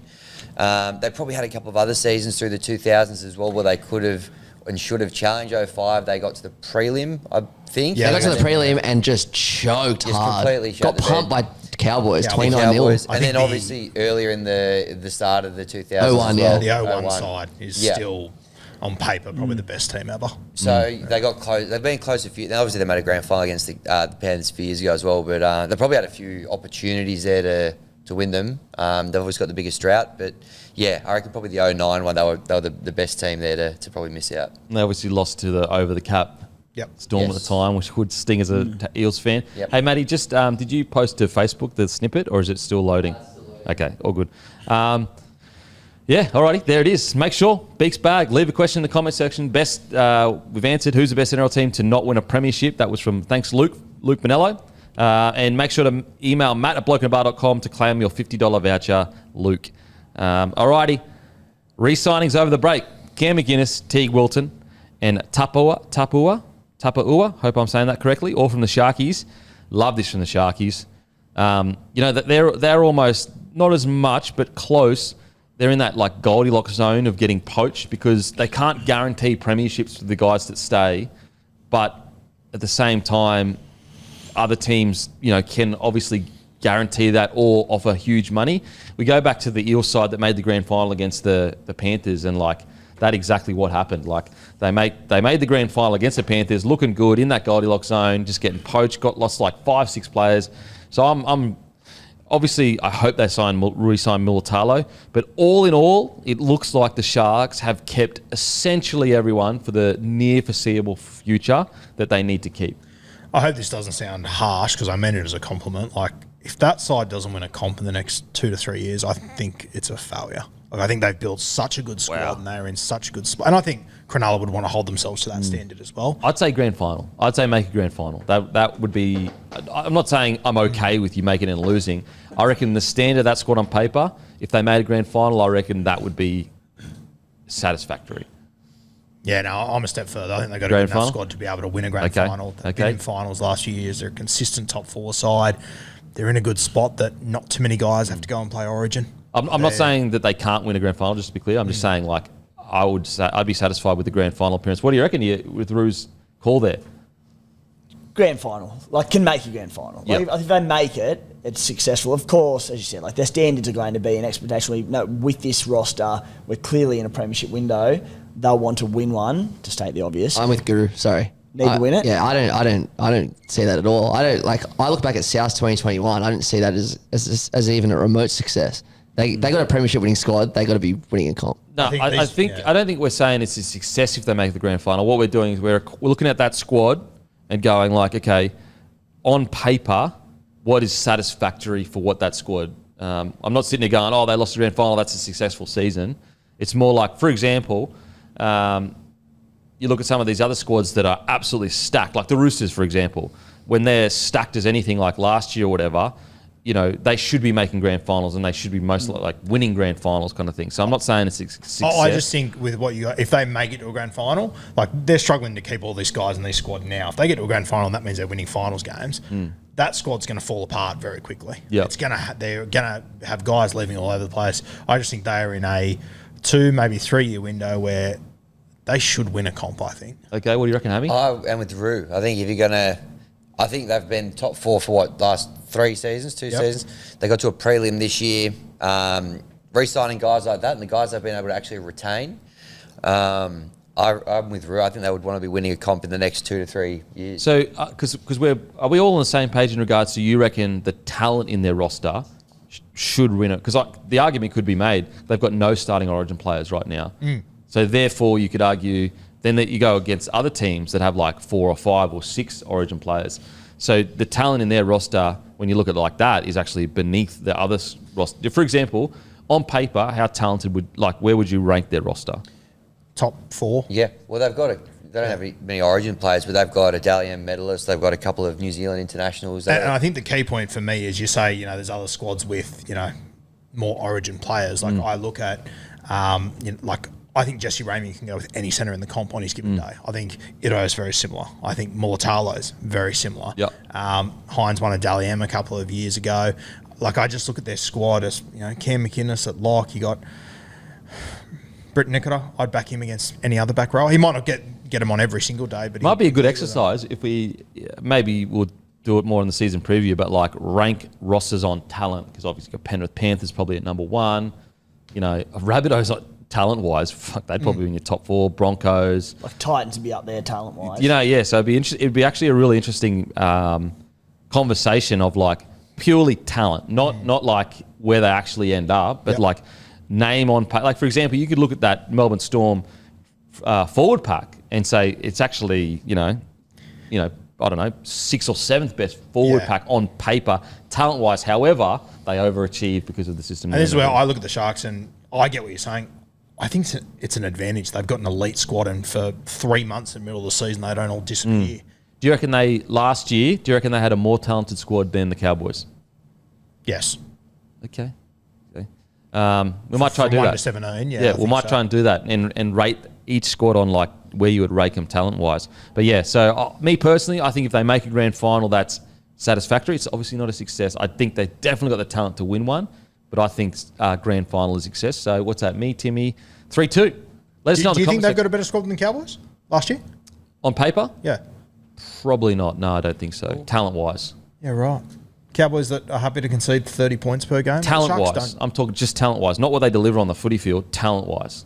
Like on paper, well, their names. We might be thinking about two different things here. Because like talent-wise, they've got like Val Holmes, Dearden, Scotty Drinkwater. Like you rank Scotty compared to their fullback. The Sharks are heaps better rounded, and they've got more depth than the Cowboys. But the Cowboys, like we're talking talent, Dearden, Drinky, Nanai, Lukey, Robson, Lukey, Nanai, pretty hectic roster. Cotter, they don't have the depth to deal with injuries. Whereas the Sharks, they can have injuries in every position. Like, and they'll be able to pull someone in. Yeah. But talent-wise, I reckon I would probably have the Cowboys just a bit above them. I think if you're talking attacking-wise, yes, but I don't reckon the gap's huge. Defensively, it's a landslide to those Sharkies boys, in my opinion. Maybe. Let us know in the comment section. Where do you rank the Sharkies side talent-wise in the comp? And do you reckon that... I'm not even going to ask the question because people are going to think that we're saying if they don't win a grand final, that's a successful season. We're not saying that at all. We're just ranking it talent-wise. Like, for example... You look at some of these bottom tier sides, talent on paper, them making the top 8 would be satisfactory. But I don't think they walk out of that season going, yeah, what a great year. We made the top 8 and bounced out the first week. I just think when you look at comps, they're not one in one season. They're one in 5 seasons where you build it. And I think the Sharkies have, and in this 3 or 4 years, I've been really critical of them at certain points. But I think you're now seeing the squad they've got. And I think over the next 2 years, they are in a very sweet spot. I reckon they're in a premiership window too. Want to be really clear. I reckon they're in a premiership window too. I just reckon if, let's say you're marking A, B, C, like in your A's are A plus season, B's. If they were to make a grand final, that would be a C plus for me, like satisfactory. They've done well enough for what their squad talent is at the moment. But yeah, it might be a good exercise for us to do. Alrighty. Re-signings. We're just in it. So yeah, Sharkies, who I'm really interested to see, Tapu'ua. His ceiling is like as good as he wants to be. And I think he's the guy that they'd be looking at going, okay, if Hazelton wants to leave, that sucks. He's a good player, but we've got something in this kid. And then we've got other guys like Toby Rudolph who can like do a job. They're not going to break the bank. Because I think also, you got to look at like how much are they actually getting paid? Like each player, like a lot of people might go, like are they, for example, you might have an outside back that, is he in the top 5 outside backs? No. He's the 15th best outside back, but he's the best defensive centre in the competition. But he's only getting paid $200,000 a year. It's like, that's a bloody good centre for you. Yep, for sure it is. And you go back to, when they won the comp in 2016 at the start of the season, would you have rather the Kangaroos winger or would you rather Val Holmes? And they were paying Val Holmes $200,000 and he was elite there. And that, like, when you're going to win comps, you need guys to play well above their salary. And I think he's a really good example of it in this side. Now some other re-signings. Trent Lioro and Jonah Pezzett have re-signed for the Melbourne Storm. Hasn't Trent Lioro just come leaps and bounds? Like his last 12 months has just been, super special. I think the moving of him to 13 has just like unlocked his game. He's really, really suited for the Storm. So much so that I reckon he might actually squeeze into that Queensland squad next year. Like, and I don't mean as in squeeze in by like get brought into the camp. He might actually jag a bench spot. Yeah, the only thing that's going to be hard for him is just the amount of guys coming back from injury, like your Gilberts, your Tinos, but I think he's at that calibre. Yeah, I reckon we'll put it like this way. I think that heading into this year, when Billy Slater looks at like potential benches, and he's probably got like, what do you reckon, 10 blokes that are genuine chances to make that bench, I reckon Trent Lioro's name's there. I remember at the start of last preseason, it was like January, someone told me he was going to play lock, and I sort of went, no, he's not. No, like I didn't even talk about it because I was like, I don't think he's a lock forward. But he's been incredible there. Yeah, for sure. And I love how much he's learnt at that lock position. If you go back and watch his first game compared to some of his like later games, he just matured so much. So I love this re-signing. Timmy, thoughts? Yeah, outstanding. with you boys, like start of last season, I was like, Loiero, like, goes right, solid first grader, almost like a fringy at times. 2-3 months later, he's playing Origin. He's got Billy Slade's stick of approval. Tremendous all year. So, yeah, great. And wouldn't cost him too much, wouldn't imagine. Yeah, surely. And also, Jonah Pezzett. Now, there's maybe some clauses in this in regards to Hughes, and if he resigns, I'm unsure. I like this from Pezzett. I know there were talks about him going to the Knights, but I just thought, look, it's very easy for me to say. I'm not the one bloody playing reserve grade each week, and I have the talent to be playing first grade each week and probably getting offered a bloody good contract from the Knights. But I just looked at it and I just thought, is he going to develop as much as he can at the Knights at the moment? I don't know what's going on with their half situation. They got a bazillion halves. I like this decision from Jonah Pezzett. I think it's smart. I think that if there is a clause around Hughes, that's also smart. I like it. I think this is best for Jonah Pezzett's game. Yeah, I agree. I think it's best for him. I think going to Newcastle would have been a mistake that, money-wise would have been great, but I think his career would have set him back massively. And he's still, 22, 23? Like, he's got time. Yep. You sign a 3 or 4 year deal that apparently has the clause. That means that, let's say Hughes does re-sign in 2 years' time. You'll be 24 years old, most likely. You'll have developed so well. There'll be other clubs out there that want a good 7 from the Melbourne Storm, in my opinion. Yeah, he won't be coming off an ACL. Turns 22 this week. Yeah, so what? Cool. No, yeah, waits another 2 years, 24. Yeah, Timmy, what thoughts? Bit surprised. I thought he would take. I agree. I thought he would take good it. Patience from him, looking long term, but showing that he's up to first grade standard and can be a starting half in the NRL. And there are clubs who need one. Stuck behind the Kiwis number 7 and wasn't last year, but the Kangaroos number 6 in Munster and Hughes. Yeah, I mean, it screams to me, as you said, Kim, there'd have to be clauses in the contract, but again, I don't want to get Storms fans in a riot or anything, but it just seems like maybe Hughes, Munster, someone's going to be moving on in the next couple of years, or there's been a bit of word on Munster injury situation. Yeah, or something. Because I'm just so surprised Jonah Pezzett is happy to sit there and be second fiddle until one of those two finishes their contract and decides to leave, whether they do or don't. Like, it could be 2 years, 3 years, 4 years. Again, there's probably clauses, but the one thing in his factor is the ACL injury. If he was fresh and fine, he'd played back end of last season, he was good to go, it'd be a little bit different because then he'd walk in and be number 7 for a number of clubs. But because he's coming back from that, it's probably going to delay his progress a little bit, or it will. But yeah, I thought he would have gone elsewhere and taken up some opportunities. I've got a lot of respect for this decision from him, because I think that, I agree with you, I was surprised. I thought that young kid getting offered probably a decent wicket at a club to be the main 7, to knock that back, that's super smart, especially if they can get that clause in there. This whole Munster thing, I'm getting a little bit worried in regards to Munster, because they keep saying, and look, maybe the Storm are playing, the Storm are very good at being very vague about injuries. You don't really know what's going on there. But if it is true about, hopefully he can get through the season pain-free next year, a little bit worried about Munster. I hope he's all good from the injury. Jerome Hughes is contracted till the end of 2026. Cam Munster's the end of 2027. I just find it hard to believe that Pezzett re-sign if he wasn't told that within a year or 2 years max that he would be the number 7 for the club. So I wonder if there's something else going on there. Well, I wonder whether the Munster situation is worrying the Storm a little bit with his hit, because that's so touch and go at the moment. Yeah. With his, have you heard anything different? Nothing. It seems very, have you also been reading? It's very touch and go, and whether he can play a whole year or not. Because let's say Munster's good fit-wise and Hughes all good to go. They're both signed for 2025, 2026. At earliest, if those two are fit and available to play, Pezzett's playing Q Cup until 2027.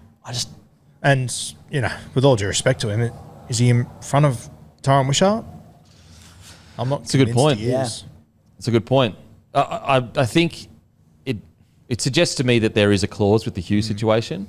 Again, which I've got to give them credit. I actually think it's a smart deal for his development. If they got a deal that said it's till 2029, however, it's essentially till 2026, I think that's smart from them. Get the best development in the game. You'll be 23 turning 24 by the time you... Matter of fact, he'll be 22 so he'll be 23 when he's negotiating. Let's say Hughes is about to go around again. They let him know, hey, mate, Hughes is about to re-sign, because this will be 2020, Matter of fact, he'll know by the end of 2025 whether Hughes is going to go around again. Because Storm aren't going to let Hughes get in the open market. Okay, so it all starting to make sense. I actually think it's really smart from Peasant. I think it's super smart. I like it. Hammy? Yeah, well, he's. I thought I was quite impressed when he had a couple of runs this year. Jonah Peasant, great young player. I mean, even if those guys stay fit, you're not going to get a better apprenticeship anywhere in the comp really than playing behind those two guys under Craig Bellamy as well. So even if he goes through 1 year of that, then the guys decide they're going to stay or they're fit and healthy. Well, he'll know by the end of this year. Yeah. Whether Hughes is going to re-sign. Because Storm aren't going to let Hughes go on the open market. Yeah. Well, I would suggest that probably staying in that system with those guys for 1 year is better than going to a club down the bottom of the ladder. You've got a heap of pressure on you. That will be better for your development, staying with the Storm and staying in their system than going for an opportunity right now, I would say. So, I think either way it's win-win for him. He's either going to develop his game really well and then be able to go elsewhere, or he'll develop it and then slip into one of those spots if they become available. So I tell you who it's smart from as well is the Melbourne Storm, because they've got it until 2029. I bet you it's on nowhere near as much as what they would pay a starting 7. And so, if Hughes or Munster look like they're struggling, they've got a guy ready to go that may be able to fill the gap. That's a huge win for the Storm. Yeah, because they would have got him on probably 300 or 400 grand a year, which is good for a backup half. That's what you need to pay for that. I actually think for both parties, it's one of those rare scenarios where it's actually really works for both parties. And I've got to applaud Peasant for being patient and not taking the big wicket to go to a club where, let's be real. I know it's under new management in regards to some big heavy hitters have been brought in at the Knights, but halves have struggled there last few years. So, it might have happened to him too, so I don't mind it. Alrighty. Lemuelu, Kurt Donahue have re-signed with the Dolphins. Love both this for the Dolphins. Lemuelu, talk about going to a new level. Signs from the Cowboys. There's an argument to be made he's their strike edge back rower. Well, not even an argument. He probably is their strike edge back rower. I like this. I tell you what, I will say from the Dolphins' perspective, the fact that he only signed until 2026, it's good negotiation from them. Very surprised Kurt Donahue's only signed until 2025 with the Dolphins. I'd assume that's a Donahue request, and maybe he wants to keep his options open, and he probably is worth more. But at the same time, he wants to give himself a crack at the Dolphins to earn that spot, because he's 20 years old, relatively young fella coming through. Where do we see him slotting in for them this year? Does he play man of all? I just think trades? he'll be like a perfect benchy this year. Can slot kind of anywhere in the forward pack kind of thing. Yeah, I think so. Whether it's 14 or just a smaller bench that can kind of fill in that role. But every time I've seen his play, I've been impressed, Donahue. Yeah, I think it'll be the 14 for them this year. Out and out 14, you reckon? I think so. Okay. Come on as a middle. Obviously, he can jump on for Marshall King if he needs a rest. And what do you reckon? Nikorima will be 6 then? No, I think Avrillo is going to be the 6. Oh. And Nikorima out of the side? Potentially. Okay. I reckon Nikorima will be the 14, and I reckon he'll be like the smaller bench. It's hard though because you've already got Ray Stone on the bench too. It's a very small bench all of a sudden. Yeah, and Ray Stone can fill in at 9 if he has to. Yeah. Saying that, I don't want JMK playing. Yeah, that's fair. Nikorima can play 9 too. Yeah. Oh, will he be out of it? Sorry, apologies. Like they've had Donahue's he's spent time training at fullback this preseason. He can just do everything. Yeah. So could you carry him as the outside back though, and then you've got Nikorima, Ray Stone, and then a front rower? Yeah, I don't know. It feels a bit small. A bit light. I don't know what you guys think, but I mean, yeah. To not have Nikorima though on the bench for me is he's such a good impact player. Yeah, completely agree. Yeah. I'm just thinking Avrillo 6. I don't know. I just haven't seen anything near enough defensively to suggest he's up to it long term. And to move him another spot in, more pressure on him. I think Nikorima deserves to be there somewhere. Probably 14. Yeah. Or if not starting. Yeah, well, can't wait.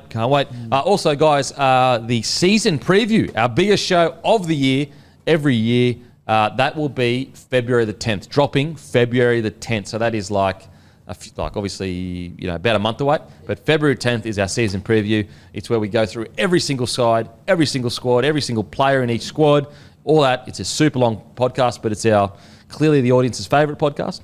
Okay. Just quickly, Gutho and Cook co-captains for Dragons, official. Okay. Love that. Yeah, because Cookie will be off the field. Yeah, don't mind that. Don't mind that at all, actually. Okay. Roosters have re-signed Opetaia till 2027. I can't wait to see this guy get some game time. Seen a little bit of him in reserve grade. Going to be super interested to see how he goes in and if he can transfer that talent from Rezzies into first grade. He's a good player, man.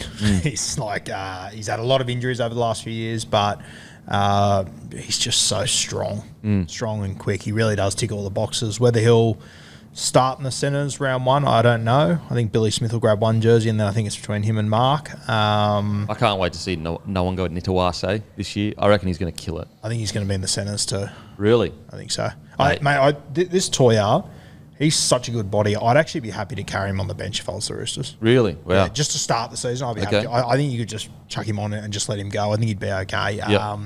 But yeah, I think I don't have the numbers in front of me right now. I was trying to find him. He came back via New South Wales Cup for about the last 2 games of last year. And, mate, I think he had about 14 tackle breaks in 2 weeks. And that's... I remember Nwanga Nitawase on your podcast, he was standing outside him in reserve grade for those few games and just couldn't speak highly enough of him. Yeah, so maybe BTC is going to play centre. I tell you what, Nwanga Nitawase, I reckon he's going to kill it. Physically, he is a specimen. Yep. Seen him in real life, he is fucking massive and ripped. Toya's also got a younger brother coming through the Roosters who's a front rower. Okay. Very Spencer Leniu-like. Okay. To Black Book. Kyle Flanagan and Loco Pacifici. Is it Pacifici? Apologies, I'm getting that wrong. But Loco Pacifici and Kyle Flanagan re-signed to 2027 at the Dragons. Yep. Don't mind this. I thought it was pretty obvious they were probably going to re-sign Kyle Flanagan when everything happened with Ben Hunt. But the Loco Pacifici, he's a young fella coming through. He's a 6, is he? Loco Pacifica, or is he a front rower? No, front rower. He's a front rower. Have you got any mail on Loco? Yeah, just really quickly, I just found those numbers on Toya. So he played 6 games in New South Wales Cup at the end of last season. That's coming off an ACL, right? Game 1, he ran for 80 metres and had 4 tackle breaks. Not overly impressive. After that, his run metres were 203, 178, 125, 147, 173. His tackle breaks were 8, 3, 8, 7, 12. So 6 games in New South Wales Cup, returning off an ACL. He averaged 150 run metres and 7 tackle breaks at centre. Wow. It's pretty impressive. Yeah. So his name is Loco Pacifica Tonga. That's his name, full name. And he is enormous. Yeah. He's a very big bit of gear. I've only seen a little bit of him, but he looks pretty impressive. I think he played the New South Wales 19s last year. Looks good there. I think the Dragons, they do need a middle to sort of jump out of the ground a little bit. Yeah, absolutely. Got to look at some of his numbers. He's 196 centimetres, 121 kilos, so big boy. Yeah, good black. And it's probably they need I'm just trying to think, they probably need a big bopper that's a young fella coming through. When I think of their forward pack, obviously, they don't really have anyone, screaming out in the front row right now that is dynamic and young and everything like that. Yeah, and I mean, Blake Laurie kind of looked like that guy a few years ago. I don't know what it is with Shane Flanagan. He doesn't seem to like to give you a minute. So you need... I love these kids. If you get these Couchman boys and him to come through over the next few years, you've got a very good forward pack all of a sudden. Yep. Brandon Wakeman reportedly on a training trial with Manly, which is another signing over the off-season. Anything else in regards to the footy chat, boys? No. All good, I think, mate. I just quickly, we did have some questions on their socials. Should the minor premiership be rewarded more, boys? Yes, it's outrageous. I think it's 100K you win for being the best team over 27 weeks. I think that they bumped it to 200, which changed nothing. Which is literally nothing. Yeah, I think it's ridiculous. You're over 27 weeks to be the best side, you're getting 200K. You could argue it's more of a feat to win the minor premiership than it is to win the grand final. If you have a look over the last 10 years, maybe not with Penrith now, but for a long time, there was less teams winning the minor premiership than winning the actual comp. It is. In the last 10 years, it's only been 3 teams. 3 teams. Shock me, yeah. Far out. That's crazy. I mean, Penrith sway that a bit because they're bloody so good. Yes. They definitely need to pay more.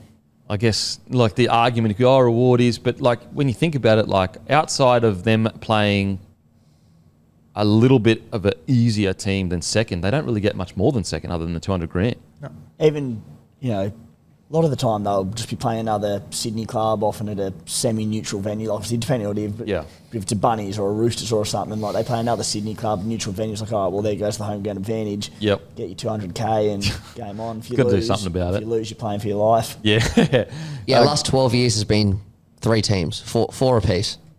No way. Like this year wasn't even Penrith, it was Melbourne. But it's essentially Penrith, Melbourne, and what, Roosters? Yeah. But it hasn't been Roosters since 2018. So it's been Penrith, Melbourne since 2019. In the last 12 years, those are the only 3 teams to win the minor premiership. Yep. That's insane. That's actually crazy. That is actually crazy. Alrighty, it's time for the real chat now. Australia Test Squad versus Sri Lanka. Australia versus Sri Lanka. This is the side. Steve Smith, the captain, because Paddy Cummins out ankle injury, but also the birth of his second child, I think. Yep. Congratulations, Paddy. I know you're a big watcher of the show. Steve Smith, captain. Sean Abbott, Scotty Boland, Alex Carey, Cooper Connolly, Travis Head, vice captain. Love to see that. Hope Travis's finger's okay. Yeah. 3rd degree burns. Yep. 3rd degree burns, I reckon. Some ice ready over there. Ooh, for him. jeez Louise. Josh Inglis, Usman Khawaja, Sam Constas, Matt Kuhneman, Marnus Lamashang, Nathan Lyon, Nathan McSweeney, Todd Murphy, Mitchell Stark, and Bowie Webster. Slug. The slug, the nation slug. He's the nation slug. Big, thick, You getting angry. those 5 Matty? XL undies that Matty was teeing up last Well, we're week? getting them made, custom made. Nice. Custom made. Reach out, Bowie. Yep. No Peter Hanscom after reports he was in. Hazelwood injured. Who opens? Who opens? This is an interesting chat about who opens. I think now that we're in the World Test Championship final, I think Khawaja will play. Obviously played spin really well as well, but it'll be important for him to find a bit of form leading into that. I think Head goes up and opens to, change the balance of the team a little bit. Then I think beyond that, Marnus, Smith. So what, you reckon they'll not pick Sammy Conscious and just throw like a Cooper Connolly in there as an all-rounder? Yeah, well, I wonder, I don't know. This is the interesting one when you get to kind of number 5. Wouldn't even surprise me if maybe McSweeney came back in there, number 5. Because then you got Slug, then you got Carey. They'll go another couple of, I reckon they'll go 3 spinners. Probably go Kuhneman, Murphy and Lyon, like they did in India a couple of times, and then Stark. So, I don't reckon they need another spin bowling all-rounder in the middle. I think they've got enough. Head obviously can bowl a little bit as well, Marnus, if they need, but they'll have 3 other spinners, so I'd be surprised if those guys get much of a trundle, but I think it'll be Head and it'll be Khawaja to open. I think they just take Constas over there to, obviously train a lot with the side in those conditions. You'll get used to a little bit of that as well, but I don't know that, the ramp and all that sort of stuff is going to be as much of a feature on the slow Sri Lankan decks at this stage. I reckon they'll go Sammy Constas. Yeah? I just think that whilst you want to win every Test series and every Test series is important, the fact that we're already qualified for the World Test Championships final, it's kind of like we've got a bloke who, all going to plan, should be a staple of this team for the next decade and hopefully the rest. It's not a free swing at it, but there's no pressure. Let's just get him his first 2 tests on the subcontinent, see how he goes. He's made the reverse ramp famous for what he did to Bumrah in the Border-Gavaskar series, but there's so many cogs to his wheel. Like, he's got so many different. He can hit 360 degrees. We saw how aggressive he was against India, and he just went, all right, no one can hit Bumrah. I'm going to go aggressive and change the tune a little bit here. I think he can adapt to different situations. We've seen him. He doesn't always have to hit it a run a ball like he did in the Border-Gavaskar series. So, he doesn't even play like that most of the time, does he? No, Sam that's Constas? the thing. Like, that was his way of getting. He was being adjusted told to to play like that. And so that's what frustrates me with a lot of the chat around the Constas of it's almost like, we talk about Joe Opetaia earlier, like some people are going, he's a brawler, he's a brawler. It's like, no, there's specific plans for specific games. And people judging Constas off that going, he's always going to play like that. A, he's 19. But B, he was brought in for a very specific role. Yeah, because no one could combat Jasper Bumrah in our top order in all sorts, or our openers in particular. So he went ultra aggressive. It worked at times, bits and pieces, but there's far more to him than that. Well, the way I see it is did you win? It worked then. Yep. It worked because we were getting, Bumrah had our number. We were rattled. Yep. Some of the best ever batters were rattled. Got a young fella in there. I'm not saying he rattled Bumrah, but he definitely made Bumrah take a step back, at least for one innings, and go, oh shit, what's going on here? Yeah. Then he averaged I think it was like 25 or something like that. Yep. So like, I don't understand this idea of like people that watch cricket a lot, and it's not everyone, it's probably a loud minority. It's like, he was brought on to do a specific role and he did it. You really think Constas, a guy that's played cricket probably since he was 5 years old, is going to go play like that everywhere he goes? It's like, he's not dumb. He knows cricket better than all of us. Like, he's not an idiot. Yeah. Yeah. You're probably right. The more you were kind of talking through that, Timmy, the more you probably taught me around, like, especially now that they're in the Test Championship final. I just don't see what you've got There's to not lose. much to lose. Like, there's always been a bit of an obsession, or not an obsession, but moving head up to open to rebalance the team later. But, you know, when there's not as much to lose, you probably got a lot more to gain by giving him 2 Test matches in the subcontinent at such a young age that he can take with him down the track. And there'll be key series in the next World Test Championship cycle where they'll be going, where the test will matter and we will be trying to qualify for the final. We go, geez, I wish Sammy Constas had 2 tests behind him on the subcontinent. Yep. Yeah, you're probably right. So maybe McSweeney then doesn't get a start and Head stays at 5. So maybe, I'm probably you've taught me around, Timmy. Probably Usman and Sammy Constas. Think about the potential of Constas. Now, granted, if he comes out and does it every test and he's getting out for 5, 10 or whatever, that's probably when you're going, mate, what the hell's going on there? He'll learn. But I reckon, just from a very casual perspective, guys, I don't know enough about cricket, very casual, the potential of Constas, surely you're looking at that going, it's not just about now, it's about this guy could be an opener for 10 years if he reaches the potential we hope he can. So I would be giving him as much runs as possible, especially when it's not as important. I know it's important, but not as important. Do or die. Yeah. Whereas I feel like if you brought Sweeney in, you're almost like back to square one to a degree-ish. Like, I know, like, the next big game comes around, it's like, oh, do we bring in Constas? Do we not bring in Constas? Whereas, like, I feel like now, if Constas comes in and plays, you're going to kind of know for sure when that big game comes around, do we select Sam Constas? Like, yes, no, maybe. Like, I think it's going to be more of a definite. I think another thing as well, let's say McSweeney comes in and kills it. That's another big headache as well, because you're like, oh, shit, like, do we pick McSweeney? Because he's come in and gone really well in the...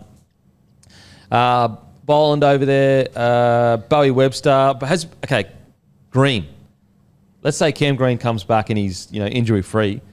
Is this Bowie Webster's chance to nab that spot and keep it going forward? Do you think? I know it's a different continent and everything like that. Well, yeah, I mean, if he performs as he performed, in his debut, it'd be very hard to sort of drop him. Because there are a lot of people that think that Cam Green full fit walk straight back in. Yeah, well. My thing with that is, does he have to walk straight back in as an all-rounder who bats at number 6? Or, there is a bit of a desire to get him up the order a little bit. If you've got Marner still struggling to find runs, you might have to do another little rejig of the batting order here again, which Smith probably won't like. But could you move Smith to 3, bring Green in at 4, and then leave Webster there as your genuine all-rounder at 6, and then take a little bit of the bowling load off Green a little bit, which obviously got him injured in the first place. So, I think he's probably got the skills to be a batting all-rounder, Green, and I think that's a lot of people who know a lot more about cricket than I do suggest that that's probably where he will settle, is more of a batting all-rounder, or even just an out-and-out batsman who bowls a little bit. Steve Waugh did that as well. Can he come in a different spot? Does it have to be as the all-rounder who bowls 20 overs in innings? I don't think it necessarily does have to be that. Yeah, I think the opposition will dictate that, because I think he could play a role as a bat only, maybe roll the arm over from time to time, but I still think there's probably batsmen in Australian cricket, bat onlys, who probably suit the spot a lot better. I think there is a world where they can play Webster and Cam Green, but as sort of Kemper Stanley flavor, there's a McSweeney who's getting runs and Constas is getting runs, and there are players that are actually putting pressure on and saying, no, like, I need to be in this team. I'd probably go with just one of Webster and Cam Green. I think this is a great opportunity for Webster to go, no, it wasn't just a one-off test at the Sydney Cricket Ground. Like, I can do this in the subcontinent. They don't give me a reason to drop him, but there's more Shield cricket to play out before the World Test Championship final, so there's a lot to play out. Maybe they run with them both for the World Test Championship final, but I don't think they'll know at the moment. Yeah. I think as well what Bo Webster, and look, Cam Green might be the same. I know he's a lot younger though, but like, I feel like Bo Webster brings a lot of calm that a young fella might not necessarily bring, because he's a young fella. Like, whereas when I was watching Bo Webster, against India, like, there were periods there where it was his calm that settled the ship, rather than some of our most experienced players. And I just reckon with Bo Webster, do you get that added extra bit of experience that maybe Cam Green doesn't have potentially? And I know Cam Green's played more tests, I get that. But I'm just saying because of his age of 29 years old, 31 years old. Granted, vastly different conditions on the subcontinent in Sri Lanka than what they're going to get in the World Test Championships final and even moving forward to the Ashes and all that. But I think if Bo Webster goes over, performs in these two tests with bat and ball, I think it then shifts to going, all right, Cam, you have to win your spot back, not you walking back into back in the team. If Bo Webster goes over there, goes poorly, comes back, plays a game or two of Shield to end the season and doesn't go any good, then you go, all right, maybe Green does walk back in. But I think Webster has a chance to win this spot over the next month to 2 months between the sort of the domestic stuff, the Shield, this series, before Green is available for selection again. Yeah. What about Usman Khawaja? He's such a tricky one because he's 38 now. Yep. Is he turning 39? I'd assume he is turning 39 this year. Yeah, he may have even turned 39 potentially. No, I think he turned 38 during the... He just turned 38. Okay, so he just turned 38. Yeah. At some point, we're going to have to blood another opening batter, I'd assume. Yep. When does that happen? If he keeps his spot... Well, probably the end of the Ashes next year. Yeah, okay. So that's probably swan song. Do we have an opportunity here to do it where it doesn't matter as much? I think you still want to keep. Yeah. You don't want to disturb the team too much because you got that Test Championship final as the big thing that you're setting yourself for. So I think I still want to keep a bit of consistency leading into that and help him find a bit of form leading into it as well. But I'd be amazed if he's penciled in anything beyond the Ashes series in 12 months. Also, really good on the subcontinent, Usman Khawaja. Averages 54 over there. Does average 28 in 6 tests in Sri Lanka, so not the best record there, but he has had plenty of success over there. So I think with his experience and a few new faces in this squad, he'll be perfect over there. But, I mean, far from locked in. But I think, lead in a perfect world, get through the Ashes next year, and then that could be it. Okay. And in regards to the bowling attack, have we, spinners we haven't got? It's obviously Line. Yep, Line. So, I mean, it's going to be a big series for him too because he hardly bowled in the series at home, to be honest. I think if they configure the way that they did in India, Kuhneman, the left-arm finger spinner, will play as well, and Todd Murphy, I think they'll probably go with 3, is my hunch. Stark to bowl with the new ball, Bo Webster to open the bowling with him. I think that's how they probably line up. I don't really see... There's no need for another seamer in those conditions. So I don't think Scott Boland plays. Obviously, Hazelwood is injured and then Cummins not touring. But, unless something happened to Stark, I can't really see Boland getting a game over there. Oh, really? Yeah. Okay. Australian's Champions Trophy 15-man squad has been named. What's the Australian Champions Trophy 15-man squad?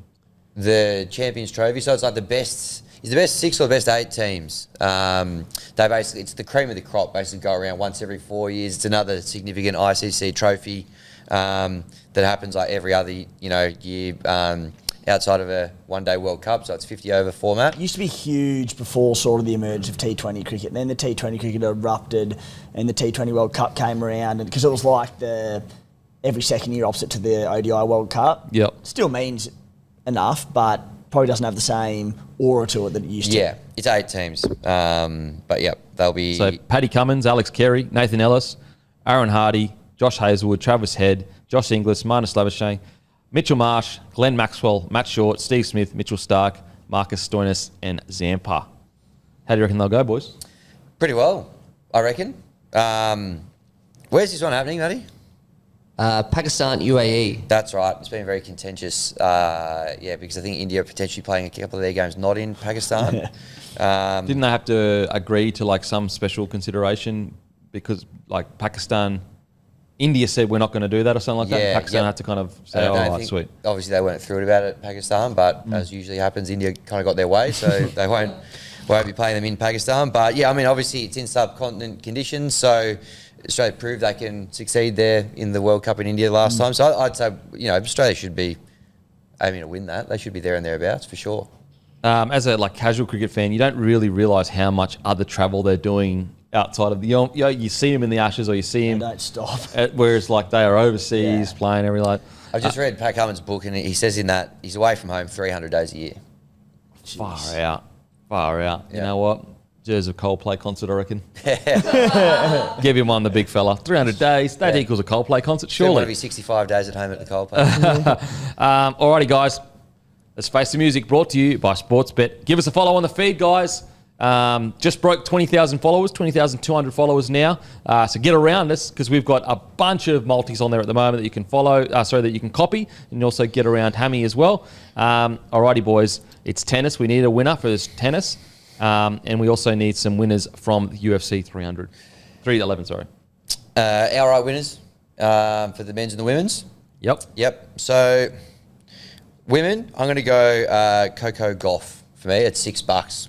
That's my tip for the women's. What a name, Coco Gauff. Yep. I got mine. Do you want me to go? Yep. Yeah, I'm going to go women's Madison Keys. Okay, I am going to go $31. women's Alina Rybakina. $8.50. Yep. Iga Swiatek for me. $4.50. Yep. Is that the favourite? The second favourite. It's not the favourite. Yes, it is. Well, You know don't get what? upset. It's But just you question are a two. favourites guy. Yeah, Like, you're a big seriously, you favourites guy. fucking do it all the time. It's What's makes Madison me Keys sick. at? 31. Oh, my God. That's bravery personified. You went a whole week without putting your tips in. Don't carry on now, mate. Well, I'm going Sabalenka because none of you The did. $2.80 favourite.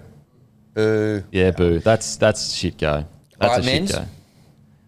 Men's, I am going to go, where is he? The Aussie? Demuna? Demonor. Demure? $51. Yeah. Hunting some value there, Kempy. Oh, just Australia, mate. Didn't want to go Kyrgios at 101? I mean, other than that, I'd go Medvedev. If I was That's gonna what go- I've got. I'm going Medvedev at $12. Not everyone's cup of grumpy coffee, but you know, he certainly shoots from the hip, and he can back up a little bit of the shit talk. And as well. didn't he lose last time he come here or something like that? Or did he win it? He won it. He's won. He it. won it. Oh, okay. He's won it. But no. He'd be great. But he did- ambassador he for did- Rugby Coffee. He would be. He did have a bad loss and then he came back and won. Oh, okay. Yeah. Okay, that makes sense. Yep. Alcaraz for me.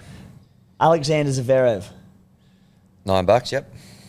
I got Djokovic. Djokovic is $7. All right. Now these UFC fights, you want a winner and a method of victory. Is that what you're after here, Kempy? I reckon just winner. Just a winner? because there's quite a lot of them. Yeah, there is. All right, so for the first one, we've got Makhachev versus Sarukian. Hope I got that correct.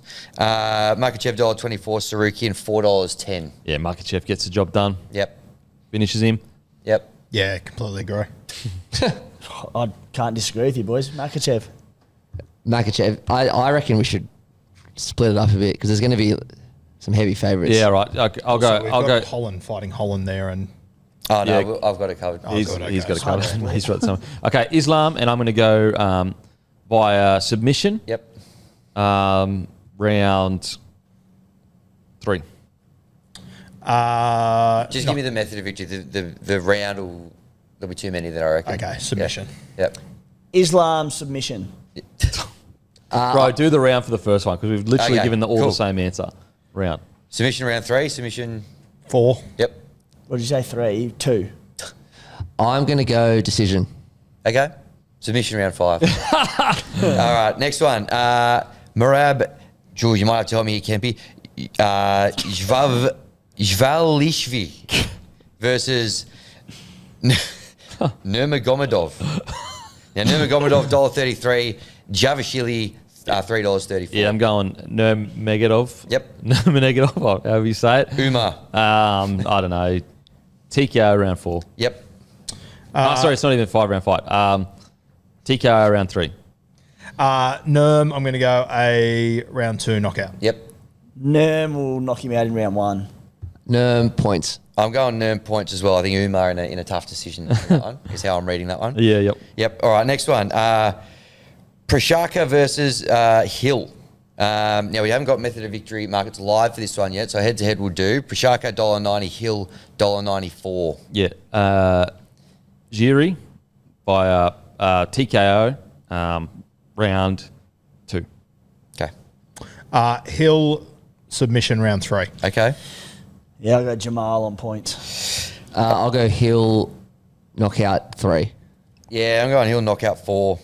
Is it a 4? That's a 5 round one? It's not a 5 round fight. It's round 2 then. Okay. Yep. All right. Do we just want to do those 3? Because we've got quite a different... We've got plenty now. Yeah, got plenty. Well, I was looking forward to getting forward to Kevin Holland versus Rainier de Ryder. If you don't want to leave that, if you want to leave that one out, that's fine too. We'll leave that one out. Okay. Yeah. That's all this Sunday though. That's all this Sunday, guys. Make sure to tune in. Exclusive to main event and KO, guys. Make sure to get around it on your KO. It's so good on KO. You can just put it on your PC screen. It's the best. You can actually split view it as well on your Chrome. If you watch KO on your PC, you can split screen it. So if you've got multiple sports going on, it's literally the best. Only one TV screen needed. All right, that's all of us done and dusted. Brought to you by Sportsbet. Give us a follow on the feed. Make sure to follow the boys, Rugby League Guru on Instagram and all the podcasts. SC Playbook on Instagram and all the podcasts. Give Hammy a follow. Give Me Something podcast as well. Yep. We're back start of Feb. Give me something, but get on board. Simmering along nicely now. We've got a feed profile as well. And as I said, a few housekeeping things. If you're marketing, we're looking for a full-time or a potential full-time head of marketing for Grumpy Coffee. If you're in Japan, you have links to some big sporting things, access to it. Reach out to matt@blokeinabar.com. Brought to you by Grumpy Coffee. Grab some Grumpy Coffee, grab some bloke undies, and as usual, I'll go and fuck myself. Thank you. What are you really gambling with? For free and confidential support, call the number on the screen or visit the website.